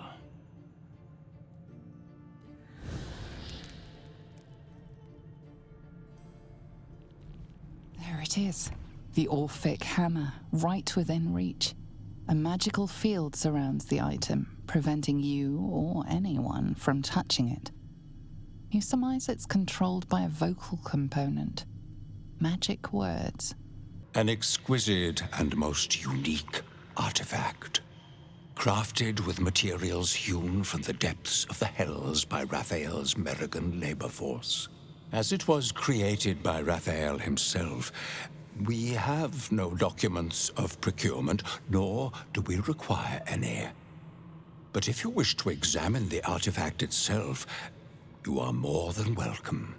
As part of the special collection, that item is guarded by a master word that even I do not know. I suggest you wait until Raphael returns, and you can discuss the matter with him. The magic blinks away at your words. Careful. Stealing the most precious item in this place is hardly going to go unnoticed. You claim to be who you are not. Stole from my master, and now you expect to leave. The moment you step outside this room, all hells will break loose. I've got good news. And bad news. And worst news. Good news. You got what you came for. Successful visit. Great success. Fantastic work. Bad news. So many things will be on fire when you step outside of this room. You included. That's okay, no, right? It's hell. You expected it to be hot. Worst news, Raphael's on his way home, and oh boy, he is spitting mad. Careful. The jailer will swallow you whole if you take another step. And you won't be able to save me while you're being digested. You found my prison. My body is held in chains just beyond. The whole house is tumbling down and Raphael striding across the plains to come catch a mouse. Now swing that big, beautiful hammer, crack open my chains, and let's get out of here. Free! I never thought I would be believed I could be. Hoped I might be. Heads will roll! We'll carve our way to the entrance hall and chop Raphael into messes. That's the hopeful version, of course. The likely version is that we are the messes and he is the chopper. Time slows for a moment, and the air becomes thicker. The master of the house is coming. You.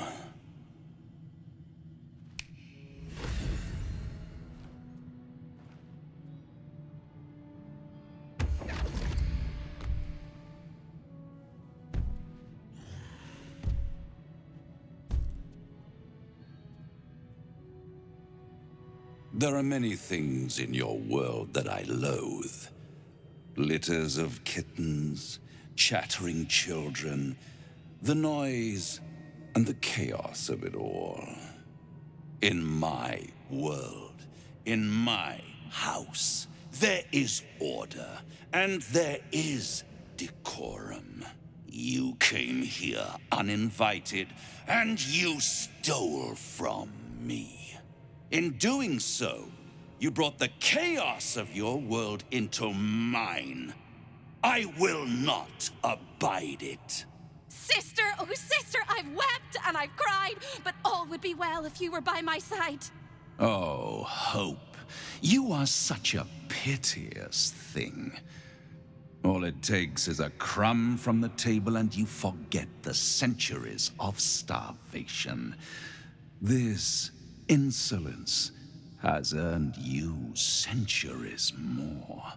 Carilla, tell our unwelcome guest about your role in their tragic downfall. I permitted you the freedom to decide your own fate. You could have been smart, selfless, saved the world. Instead, you came here and risked everything. It's the fatal flaw of mortal kind.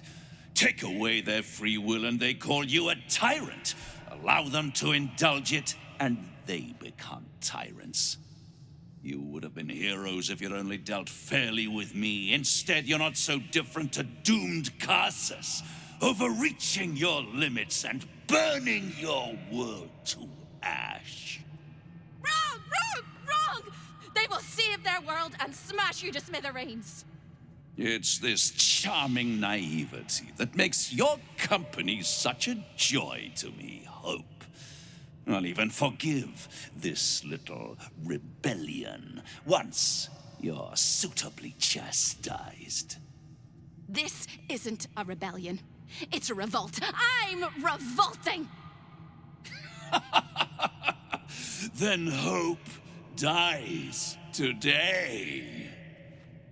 Commander, you can salvage a trophy from these insects when I'm done with them. These insects struck me down beneath the Shadowlands. To stand against a devil in his own home. That takes courage. I'm with you. How tiresome. Am I to understand that you wish to die with them? I wish to fight with them. It's all the same in the end. No words? No matter. You will scream before the end, little mouse. Now, down comes the claw. It is absolutely preposterous that any of us are alive. Maybe we're not. Pinch yourself and check we're not dreaming the last of our lives as we die screaming! You are wide awake, and Raphael truly is defeated. What a wonderful, jubilant, glorious day. For the first time since you heard her voice, Hope seems calm, and the peace flows from her into you, soothing your very soul. I hope I'll see Carilla again one day. and that she'll say sorry, and I'll tell her she's forgiven. I hope I find all the pieces of my mind that fell out of my head over all those years, and that I'll be able to put myself back together again. I hope the echoes of pain will fade, and memories of sorrow will die, and that you'll visit me here someday. And I hope you have a happy ending of your own. You fought well.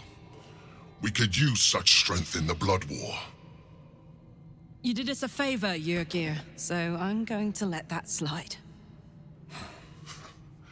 Now I'm free of Raphael's blasted contract.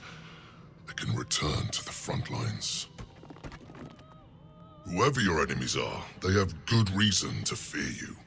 And I'll gladly lend you my skills against them when the time comes. Until then, good luck to you, little rabbit. You're a finer hunter than any wolf. The hammer is ours. The devil is snuffed out. Our power is undeniable. Defeating a devil in his own home feels very, very good, actually. We are unstoppable. I feel like we could conquer the hells. To slay a devil in his domain is to end him entire. Or it should be. I am still primed to hear some slimy final rhyme from beyond the grave. Raphael is no more. I shall not shed any tears. No amount of contracts will save Raphael from the fate we forced upon him. A devil well slain, if I say so myself. Raphael's good and gone. Feels damn good too. Now, if only I could get rid of the other devil in my life. That's the last of Raphael. I'll be glad to no longer have to suffer his smug face. I'm fine. Let's just get in and get out. So you wormed your way into the Devil's Lair, risked mind, limb, and freedom, all to steal the Orphic Hammer. I hope your ambitions end there. I have already told you that the Githyanki Prince only wants to see you dead. But it seems you still do not trust me. His domination is what keeps you free. You know this already. Still, you would test our alliance. You are falling into the same trap as the Chosen. Their distrust of one another is their undoing. We must not make the same mistake. We must work together. When he wakens from his incarceration, what do you think he will make of you? The one who bears the spawn his very nature bends him to revile? And even if you survived him, what of the Elder Brain? Without the protection I leverage for you, you would be enthralled in an instant. Act upon your disbelief, and you will not even live to regret your actions. You may think yourself ingenious for having slain a devil, but you have merely ironed out a wrinkle. The Elder Brain will not be such an easy foe. It is time we resume our journey to find it. Lives, all mortal lives, expire. Souls go to their dooms in flame forevermore.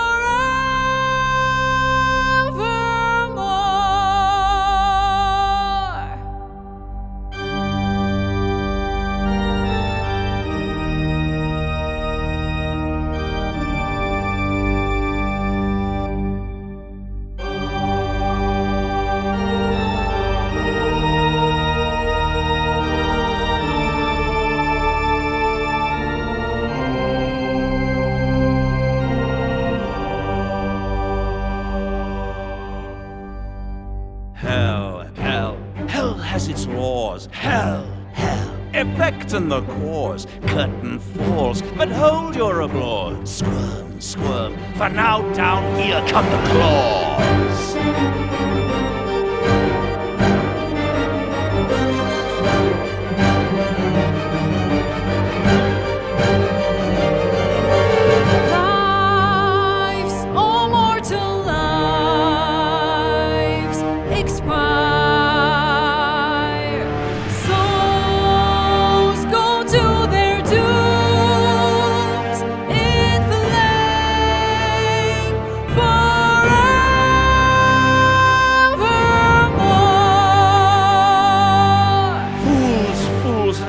You have fought. Brave, brave, but it's all been for naught.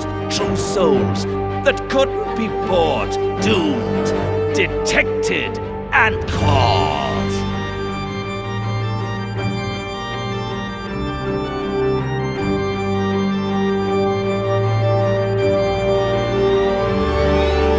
No more deals, it's over.